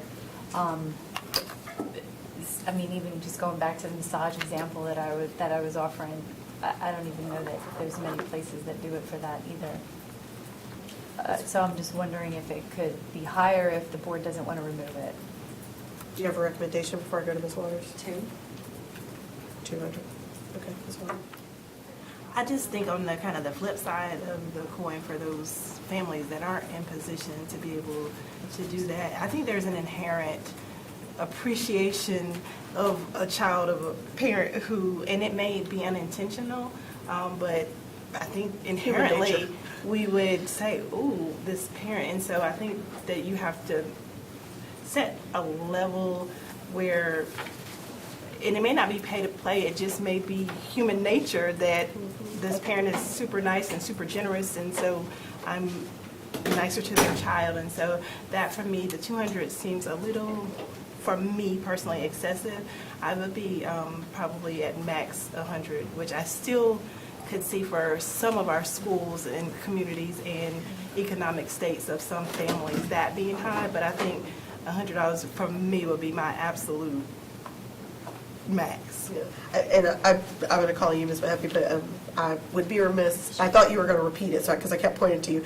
I mean, you said, for me, what you said in your explanation spoke volumes, and that is you all considered equity in this conversation about what schools were able to do. So that's why I kept pointing. I was like, repeat your explanation, because I thought that was important to me. I didn't want to interrupt. So that is something that we took into consideration. And you all will remember when we brought the tutoring for pay policy. One of the things that we talked about with that policy was that we wanted to make sure there wasn't this perception that if you paid to have your kid, you know, be tutored by the teacher, that you would get a benefit from that. And it's kind of the same notion there. And that's not saying that we expect our teachers to do that. That's not saying that we expect our teachers to give, you know, an A to a student whose parent gives the $100 or the $200 or whatever the amount is.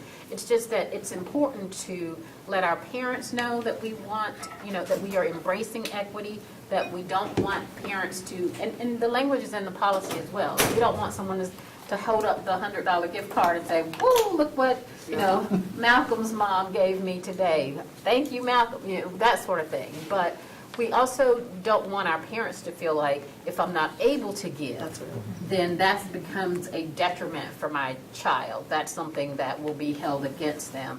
And so it's a balance, and it's a balance that I know the board will ultimately have to make in terms of what you guys think is appropriate here. We want to honor our teachers. We want our parents to be able to honor our teachers. I think the input that you guys gave from the last meeting really helped us to make this policy better and provide more opportunities for that through the PTAs, through the associations, through the parent classroom gifts and things like that. But again, it is trying to reflect that need for equity, or that hope for our parents to feel like there is equity within the classrooms and across schools, the different locations and the ones where it's easy to give a whole lot more and the schools where it's not. Well, thank you for using our equity lens in creating this, and Ms. Mahaffey, I'll turn it over to you. I agree with Ms. Waters. You know, from my own experience, I worked at a private school where they also had this problem where one of our teachers was gifted a free flight to anywhere in the United States. And that... You get an A, Ms. Mahaffey. Oh, that wasn't me. It was being sarcastic. But I say that to say I'm comfortable with $50. I'm happy to split the difference at $75. I'm with Ms. Waters where $100 is the top from an individual parent, because you have kids who may feel differently. You have parents who talk. You have teachers who talk, because of course you're excited to receive a nice gift. But as Ms. Hill stated, there are PTAs, room moms, collective ways to, you know, our PTO was able to fund chair massages for the staff, right? So there are other ways to get that massage in if that's thing, but I think when I'm thinking of the kids that were in our school that could not provide the same things, they felt that, and they felt it as like, I wish I could give my teacher that I love so much something like that, but, because again, kids and parents pick up on those things. And that's, not to stop I've anybody. never been but- in a situation where the teachers open up the gifts in front of, the other students, that they would ever see that. It's usually like the year end, so I've never experienced that. My thought was really more about the teachers, because that's what the point of the gift was to say, thank you for what you can do, but this is what I can do. I mean, even sometimes grocery bills, it's kind of hard to walk out of the grocery store now with, spending so little, but. Yeah, I don't disagree. Dr. Reed, did you have your? Yeah, I did. Just as a point of reference from a physician standpoint, we have anti-kickback laws that allows $15 per item, $75 total. So I just leaned over to Ms. Hershey and I was like, most teachers get like individually 10 to 25 max, and a classroom gives, mine too. That's why I just said that to Ms. Hershey. I was like, oh. But then again, I guess, again, out of order as chair, but Ms. Caulfield, I don't disagree with you either. And I do think for me, that's when Ms. Mahaffey's earlier point is, I'd be like, well, this is a great classroom gift because I only give 25. So how about we figure out how to give her, $200 for a massage. So I don't think and I'm basing it off of what I've heard here. It sounds like people are interested in somewhat of an increase from the 50, but being conscious of, thank you, Ms. Hill, for the way that you all chose to look at this, and also acknowledging, yes, we should be able to give our teachers more, especially in inflation. But it's hard to think about pay to play when it's from the whole classroom. And you can give mine too. You can give the whole $200 and let me write my name. I mean, I just think that we have to be careful with that, especially for all and I won't repeat what Ms. Hill already said, because I do think that those are important facets. Whether the teacher opens it up in the classroom or not, again, we also know that Malcolm and Ms. Hill's example took the gift to school, and Malcolm told Sam at the playground, That's right. we gave Ms. Mahaffey a $200 gift card to Olmsted. That's not fair. They're kids, and so again, I think for me, the policy allows us to remove the stigma that could be attached to people who can't. And it's not just the kids, the adults do that too, because I've been in a classroom where it was made known that a parent had done some special things. I didn't feel the need to compete or anything, because I think I don't want a teacher to feel beholden to me, and I think if you give a gift of a certain amount, you can create a situation where a teacher may feel beholden to you. So people do talk, they do, and so, like I said, $100 would be like my max. I'm not completely comfortable with 100, but that would be a 75. 75 Because that was Ms. Mahaffey, and then you just read for 75, physician. yeah, Oh, 75. hold on, Ms. Posey in the back, I did not see you. Good afternoon, everybody. She's like, I have been listening.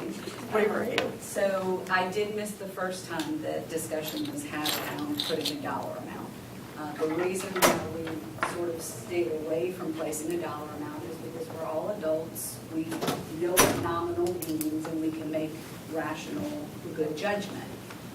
When you start placing dollar amounts, those are now enforceable. So I get a $51 gift card. Am I now in violation of the policy because I accepted it? So I want to caution when it comes to putting a dollar amount. We have worked with the nominal. I know we get questions. There's a parent handbook that goes out to let parents know, here's our policies, what you need to do when it comes to donations and such. So I just want to remind folks, specifically in the other section just above it where it speaks to receiving monetary value gifts from a business that we might be doing business with.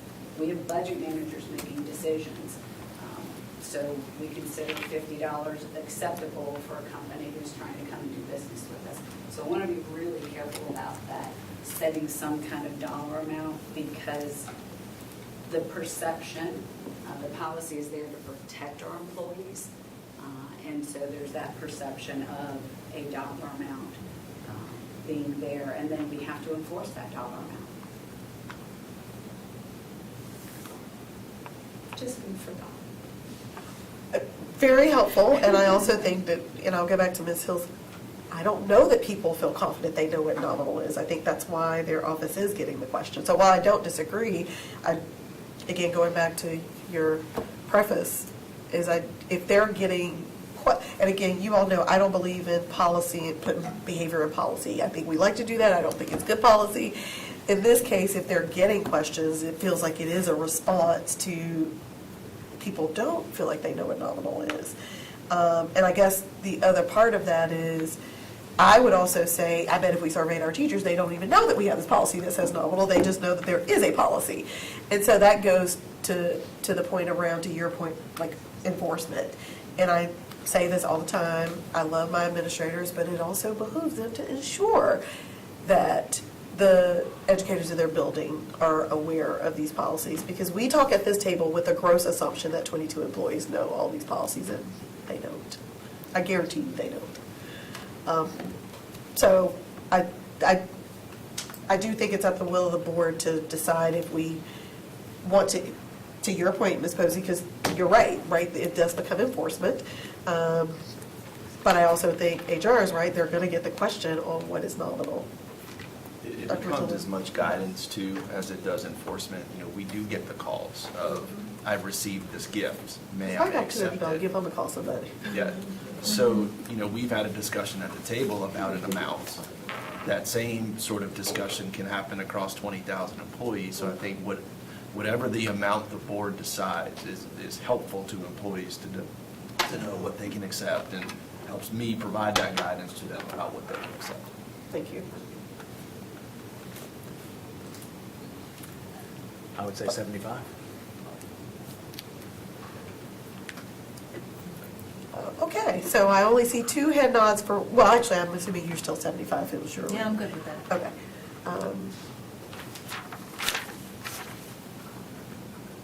I'm fine, Yeah. 50, 75, 100. Okay. You know, I see the benefit of moving it up, but I just think you have to have a value, whatever I agree. you all want to have. Ms. Edmonds? I prefer 100 just because I like even numbers, but Dr. Eaton? No kickback policy? I can't resist. Yeah, no, it bothers me either way. So. Yeah. Because to your, it's like Ms. Waters, right? It's human nature. It's not even educators, it's people. So. Ms. Caulfield, we know where you stand. You know where I stand. Yes, we do. So, again, I could ask you to take a vote, but I think I could head count with Mr. Haggerty being okay either way. Okay. All right, so we at least have, since there are only 4 people voting in the affirmative of 75, then as chair of the policy committee, I'll say we'll move forward with 75. Okay, we will make that modification. Thank you all. I'm still giving to it. If you're ready to move on to the. Yes, ma'am, Ms. Hill. RMP, and just a reminder, we're bringing this for information. We did talk about language at the last meeting that Mr. Ramey recommended to address some of the concerns that Mr. Hershey raised. So you'll see in that first paragraph that we included that language indicating that individuals who violate this policy will be subject to disciplinary or other appropriate action up to and including termination of employment, revocation of volunteer assignment, or revocation of affiliation with the athletic program or school. And we felt like that would meet those concerns that were expressed in the last board meeting. That was the only modification that we made to this RNP.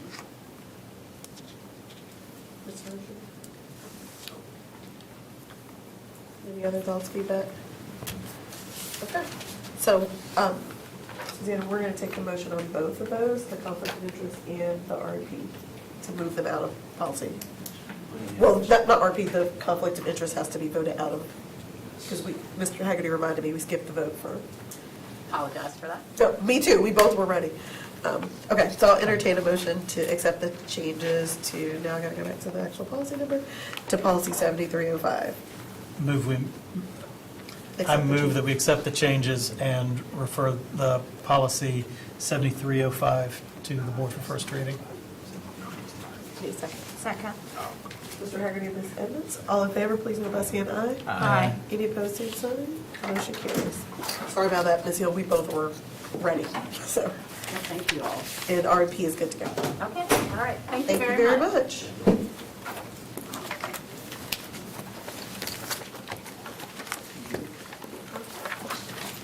You should see that, Jack.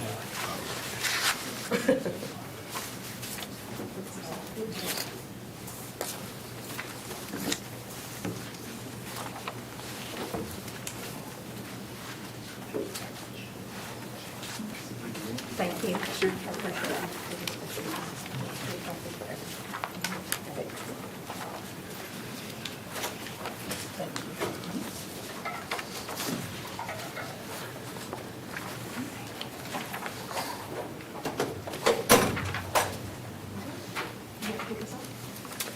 Oh, sure.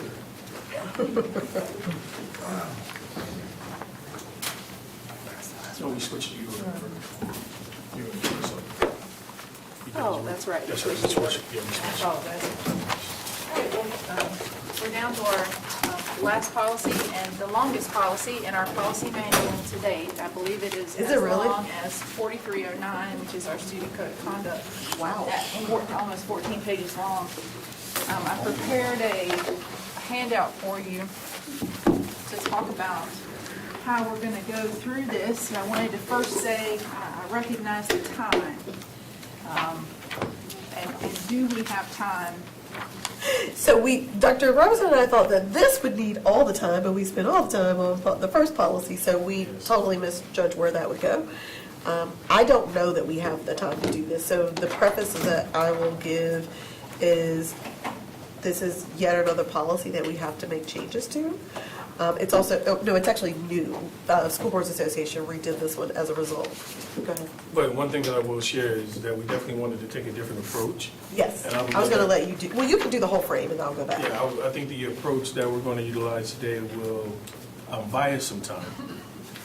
You're being very cautious with words. Yes, ma'am. Yeah. All right. So this is a new policy. It is the School Board Association's, the North Carolina School Board Association's model policy 1310, 4002, parental involvement. Our current policy is very brief. It's 2 paragraphs long when talking about parent and family involvement. That's 2541, and that's attached in Assembly. We've also given to you the North Carolina School Board Association's model policy with footnotes, so that you can, in your time, if you want to go through and look at what is statutorily required, what are those statutes, et cetera, you have those references. So what we need to get through, and I've given you this handout, is Tier 3. It's kind of the highest tier of the things that your input is particularly needed on.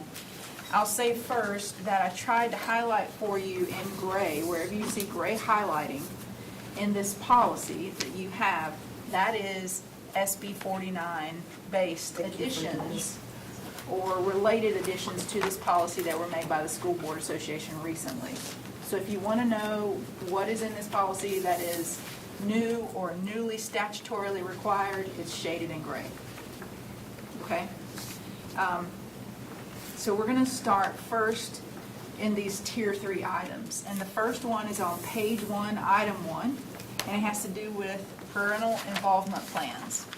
This is not something that's statutorily required, but the School Board Association has written it in to be part of a school improvement plan. It's not part of a school improvement plan as the way that we are required to do school improvement plans. And so staff has recommended, and you'll see the revisions in blue here, that we make this a part of our strategic plan rather than a school improvement plan. It ties nicely with our pillar of family and community engagement, and it relates to AIM 11. Yep. So tying it to our strategic plan has it emerge out of our work there in our strategic plan, and we've made those revisions. So you'll see in number 1, we say parental involvement plan as part of the strategic plan to be the title. And then we say the board directs that the district strategic plan addresses the development of a plan for each school's parental involvement program. So every school then, as part of the strategic plan, will be working on a parental involvement program. Not as part of their school improvement plan, but as a separate and distinct thing as an outgrowth of our strategic plan. AIM 11, under the pillar of family and community engagement. Is everyone okay with that? Yeah. Okay.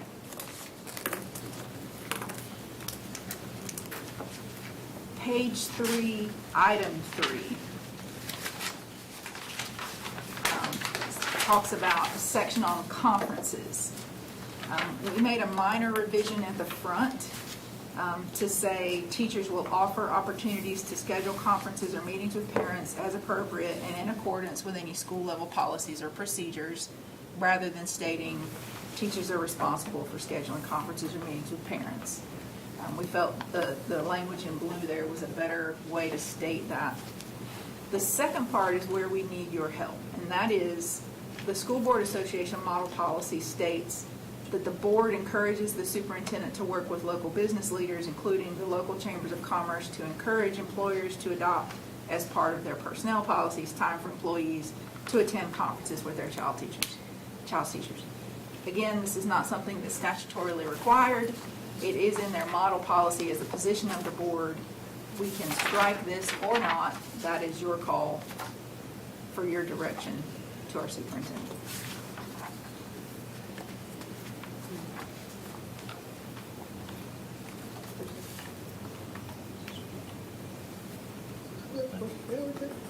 Yes, please ask. So I would just ask, how does the superintendent feel about the language? I mean, I like it. I think it's part of the responsibility that you want employers to engage and work with their employees to have time off. So, I mean, whether that's stated in the policy or not, I see that as part of our responsibility, so I'm fine with it. It makes me wonder if this can also become a part of our next legislative agenda, because if this is something that the School Boards Association feels strongly about, I think it is becoming of us as district leaders to advocate for that. And also the county has a non-discrimination ordinance, so perhaps that is or can be tucked into that in addition to advocating at the state level.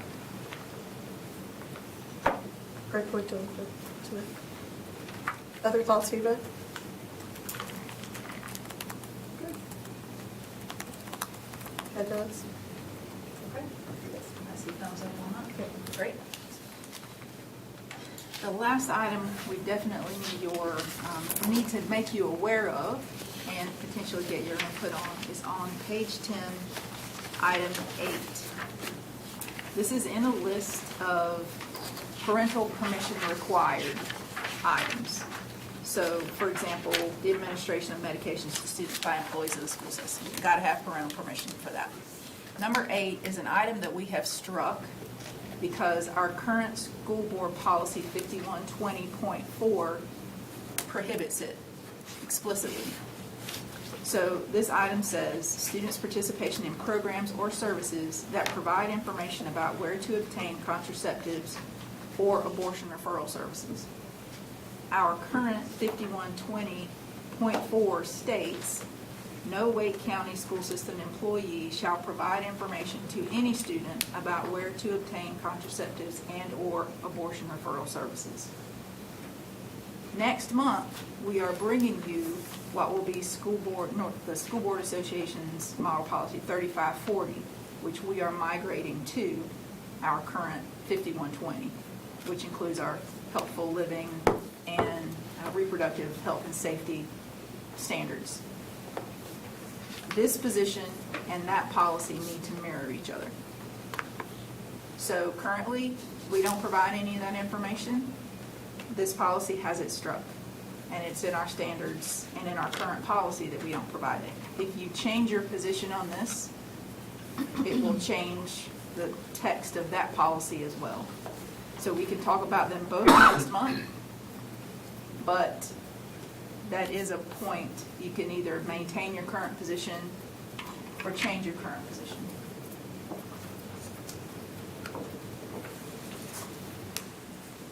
Thoughts, feedback? I mean, since, and we haven't seen the changes to 5104. Yes, Ms. Smith. My first thought is if we explicitly don't allow it in 5120 or 3540 when it comes to it, as a parent reading this, it looks like I would be anticipating this conversation happening because it's listed here. And so I think by leaving it in here, it creates confusion that this is something that we do provide, which in hearing Dr. Crane, we have an explicit policy that says we do not provide that.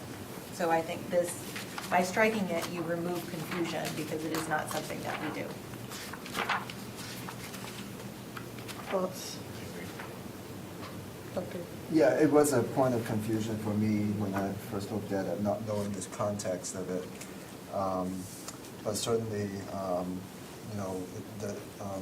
if we're going to have a separate policy that governs that, I'm fine with having it stricken out or kind of reference it. I know you guys don't want to reference things back and forth, but just that people would know that there is another policy that goes towards that.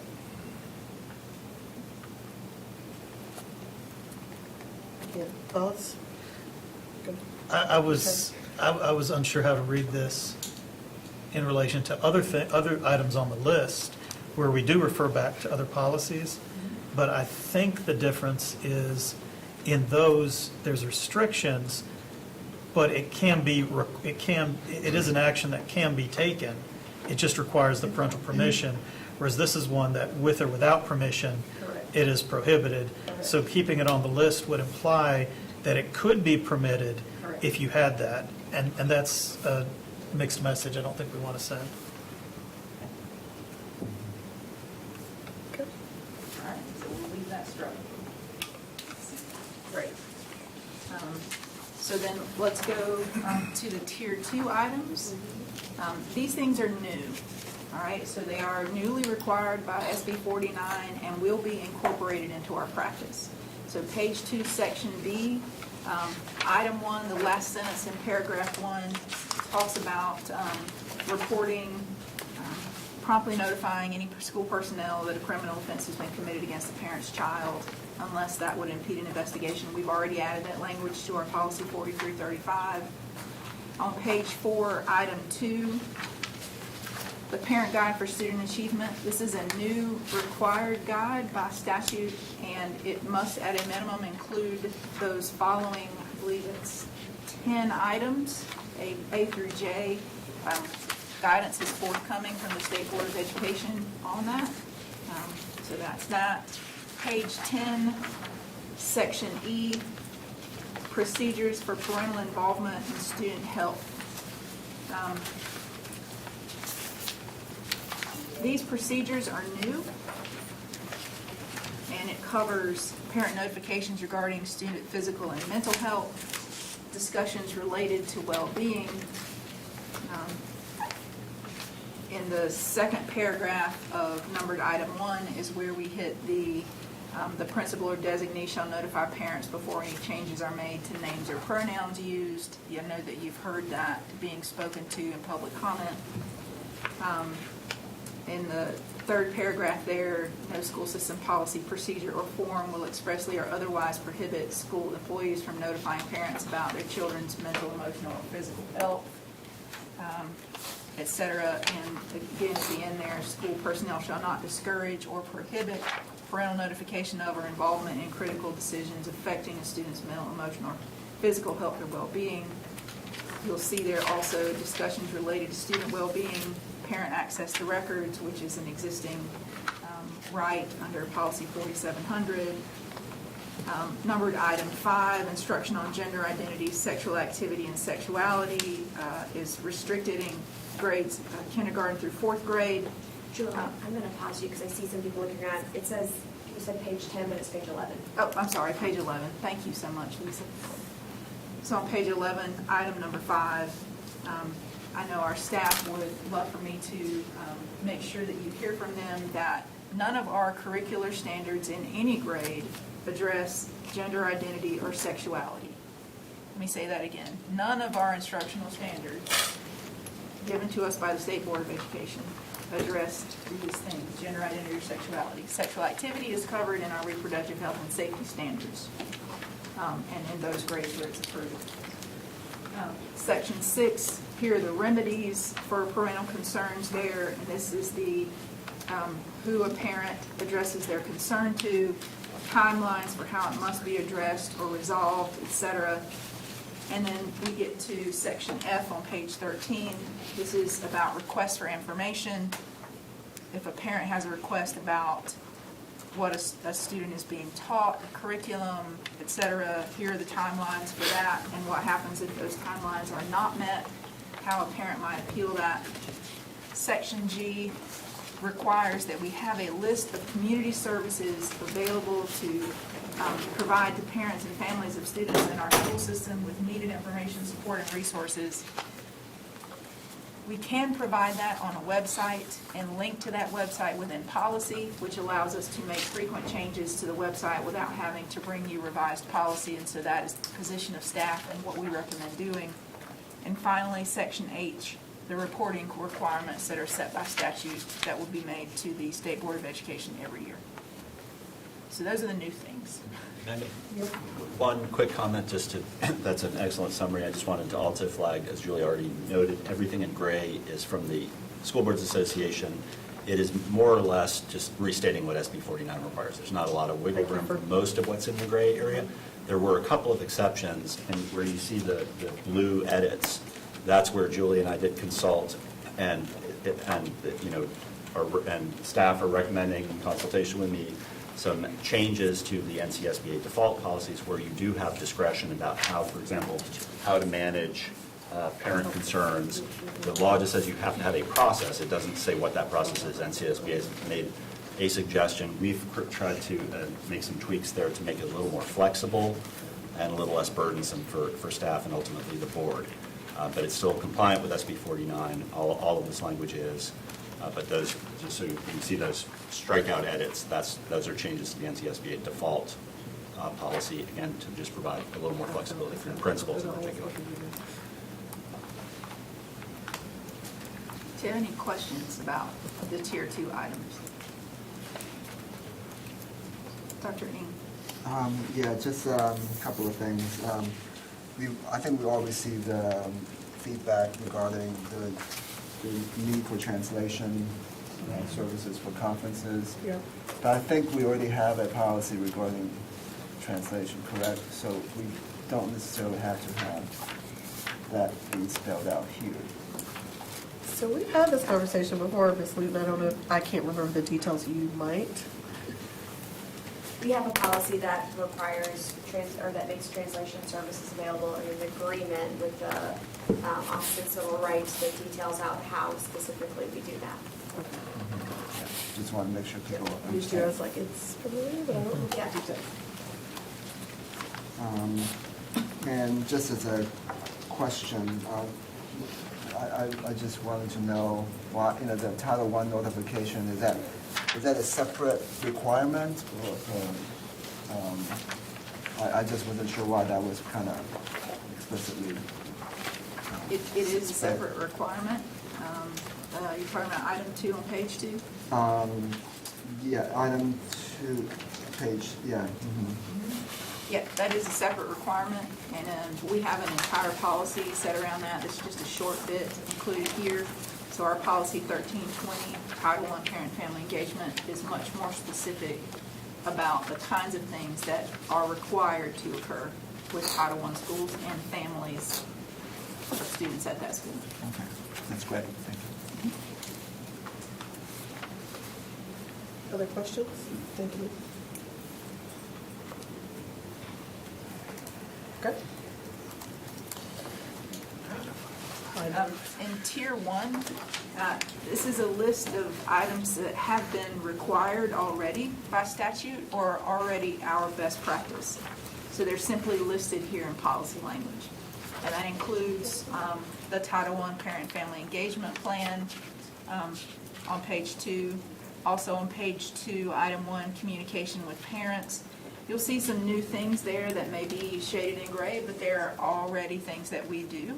So for example, in that first paragraph, you'll see we struck through some policy numbers that aren't policies that we adopted, but those items are covered in other policies, and we stuck those, we inserted those policy titles there. We already were active with our policy 3210, parental inspection and objection to instructional materials. And then we already were doing the remainder of the things in that item. For page 3, the top 2 paragraphs, yes, indeed, this is how we communicate with parents about student academic progress and performance. Ms. Edmonds. Just to clarify, so when you say these things have been required by statute, these items under Tier 1 may have been or are listed in SB 49, but they were already statute in many cases. Is that correct? If they are shaded in gray, they are part of SB 49. If they're just in the policy, they may already be required by other statutes, but they are here in policy language for us now where we didn't have them in policy language before. And just because something is a statute doesn't mean we have to have it in policy, or that if we don't have it in policy, we're not following statute.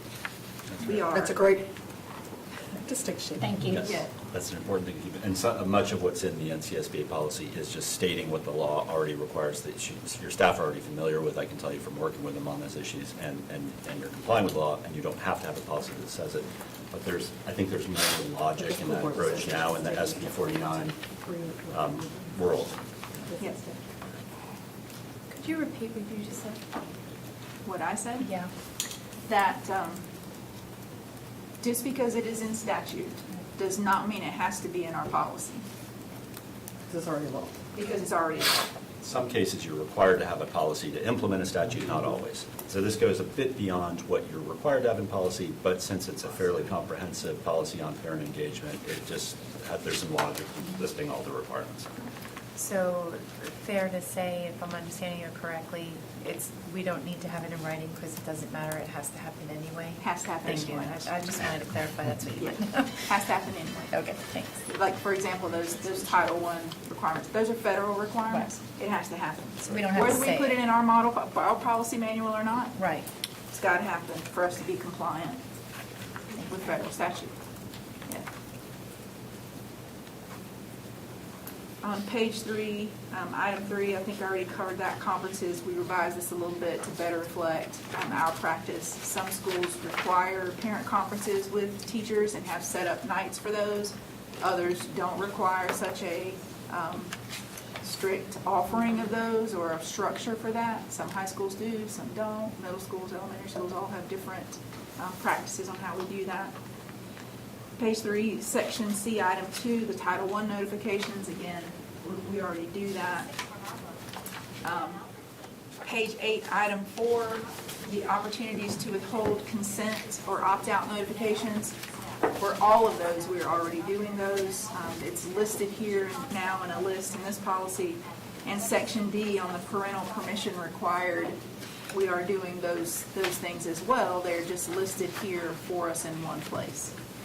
So the policy is broad, it's comprehensive, it's deep and wide, and detailed about all of the ways that we provide notification, and now all the statutory ways with SB 49 that are detailed about involvement and notification.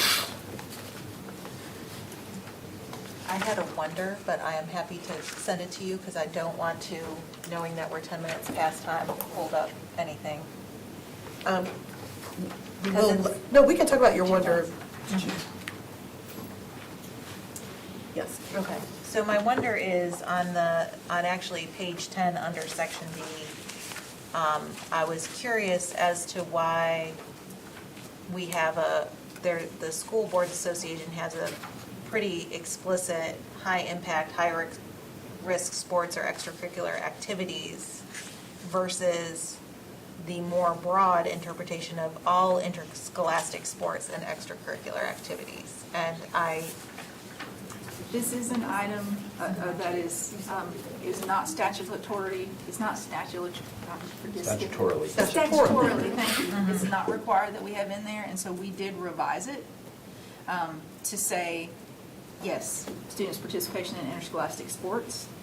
And we are actually working through our position on extracurricular activities, because extracurricular activities fall into camps. Some are school-sponsored extracurricular activities, student government, subject-based club like science, where a teacher is the sponsor, et cetera. And then we have student-initiated, non-school sponsored clubs or groups, for which a teacher is not allowed to be a participant or to direct, and outside speakers people aren't allowed to come in and direct. And especially at the high school level, or even at a middle school level, if in a classroom there's a small club, do you want to require parental permission for every single group that a kid could be a part of, especially on a high school campus where there are allowable student-initiated groups and clubs that the school has nothing to do with other than providing equal access to space so that all interests are represented? that was my concern, and I'm thinking of something along those lines of like FCA, Fellowship of Christian Athletes, which is not a school-sponsored club, but it is one that we have in our schools that is student-owned. Do we want, that just seems, it's already sometimes very hard to find someone to manage that club as a teacher. Then to add a reporting requirement out to parents, and then that teacher may not have access to Power School for all of the students in the club, which is why I was curious as to the more broad language when it comes to participation. We also have some clubs that meet during school day, some that meet after school. I just, again, was curious, I'm really curious to the reason why the School Boards Association put that here, but I can see as a parent why I'd want to know if my kid is doing mountain climbing club, which again, I can't think of a high impact club, but I can understand why we want to know, like, hey, your child joined Running Into the Wall Club. So I guess I was curious as to the reason for that and why we would want to make it more broad in that piece. So we can separate the extracurricular activities into school-sponsored clubs and activities, like student government, et cetera, where the school is the sponsor of the group, and student-initiated, non-school sponsored. Right, that's not my question, though. My question is, why would we have it in there? why are we switching it from the recommended high impact to then disaggregating? Yeah, I can give you a lot of reasons for that. Okay. Some of it is that how do you define a high impact sport? How do you define high risk? Is Right. it just, we might all agree maybe football is, but is gymnastics, right? Is lacrosse? Where do you draw the line? And just like with the signs and all the possible ways you could define it, sometimes like the simpler thing is if you just say all of them, then you don't have to think maybe one is or one isn't. So. I think that nails it.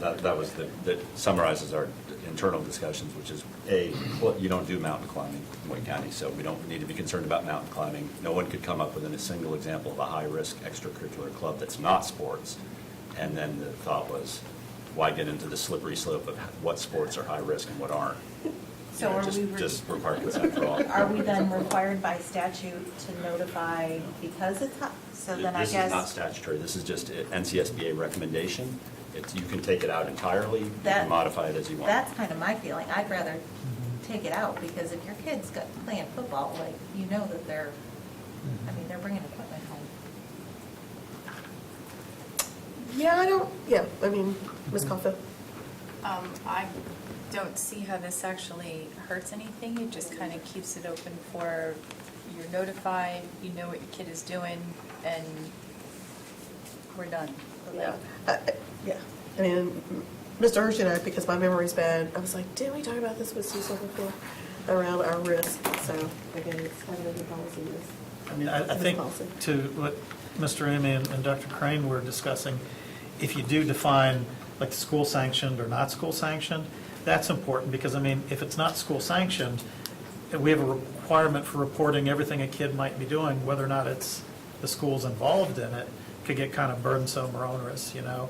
But if it's a school sanctioned activity, we'd at least be able to. But I mean, the bigger question is, do we even need to? Well, and that's my question, because I'm thinking then, you know, if I'm running a club and it's, you know, whether it's school sanctioned or not, as a teacher, I don't have access to Power School. So then I have to go and track down all of that stuff or get the kids to report that to me. But then do I have to do that if I'm running art club and this kid just comes in for the day? Am I obligated to report that Lindsay showed up today? So is it an everyday thing reporting out, or is it a your kid visited once? Because kids move in and out of clubs. And there are some that stick around, like National Honor Society, but I'm thinking of how difficult it is sometimes to get a teacher to spend that extra time, and now we're putting additional reporting requirements on that teacher. They're not getting extra duty pay for a lot of these clubs. And so is that going to prohibit those clubs from existing because someone doesn't want to deal with the extra piece? And so, again, I'm raising that in thinking of all of the different things that go into running a club, because you're running it and you're involved one day and then one day you're not, or you're in for a couple days and then you're out. That just sounds exhausting and like a burden. And I'd rather we strike it rather than try to figure out sanctioned versus unsanctioned versus high impact versus not, if it's not required. You could strike it altogether. Another option, just throwing it out there, you could limit it to sports. If you think parental consent for athletics is more significant because there's, you know, potentially some risk of injury. Yeah. With debate team, the risk of injury is pretty negligible, right? So, Right. so does it really make sense to require a signed parent consent form? So that was my point of why me and Sam talked about risk management when we talked to Cecil about this. Sports, to me, is different because there is physical impact to Yes. almost any sport. Is that not addressed in another policy regarding It athletics? is, and that's what we're talking about, but I guess, again, back to Ms. Caulfield's point, I don't think it hurts to have it in this policy, because again, I'll remind us as a former parent of this district, I did not read all these policies. So I don't think it's a problem to have it in an additional policy. To my knowledge, to answer your question, I don't believe it is in any other policy that athletics, students participating in interscholastic athletics have to have parent permission. I've looked at the School Board Association's policy 3620, which covers extracurricular activities and includes athletics, and I did not see it referenced there. I do know it is the practice for our district that any student participating in interscholastic sports has to go through a parent portal, submit their, Yeah, let's just make the it. physical and all that jazz, Okay. right? We've decided down here, we're just gonna go with sports, and we'll let you all tell us the language. Okay.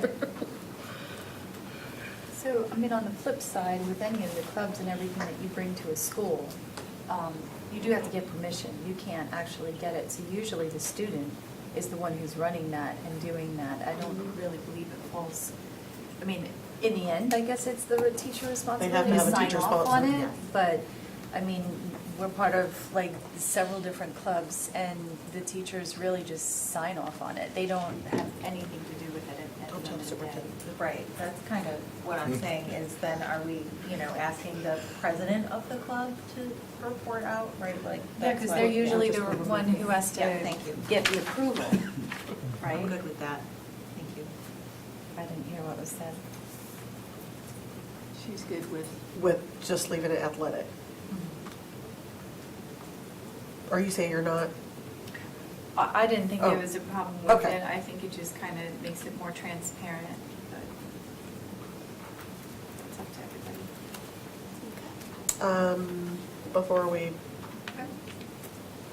all right? go ahead. So before we close, or if you want to make a motion, we can tell you what the next steps are. You want to do that before or after the motion? You can do that, ma'am.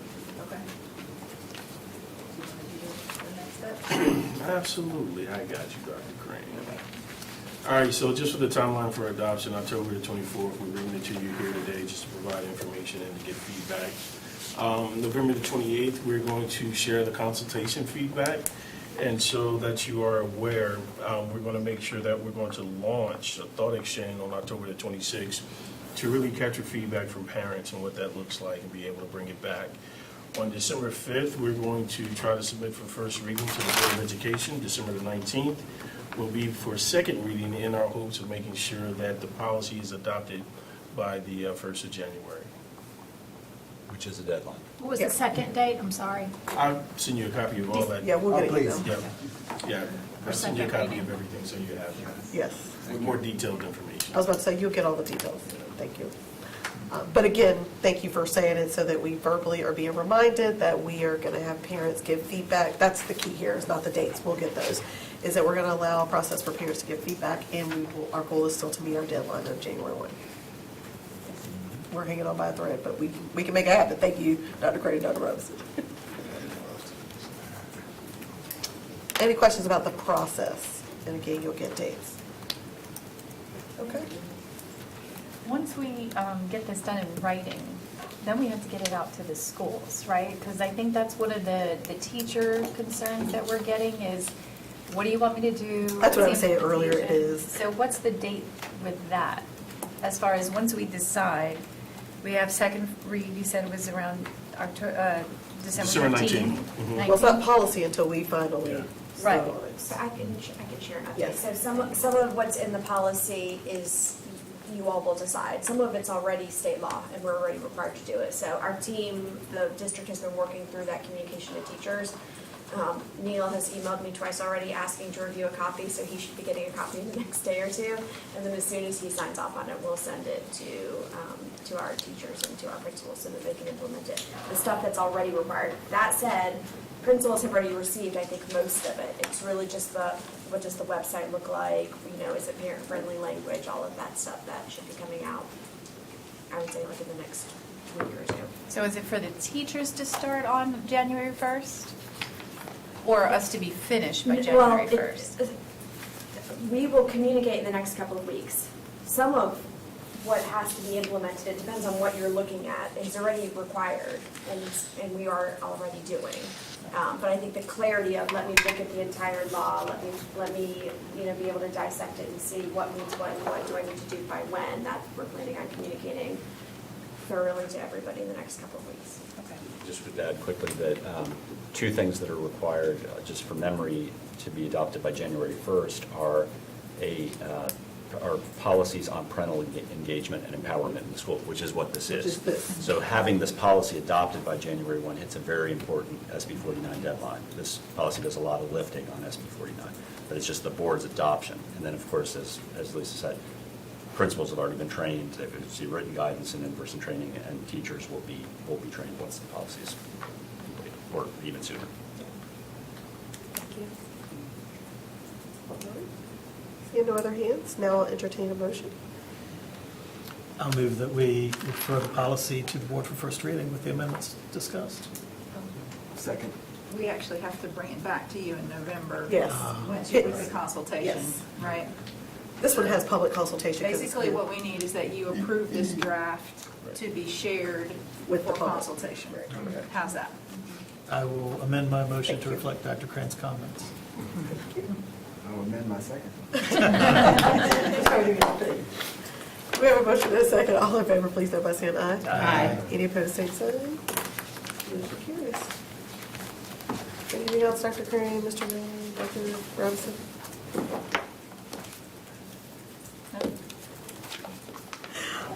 Okay. We're officially ended at 5:24. I think we might have to move policy to 2:30 eventually.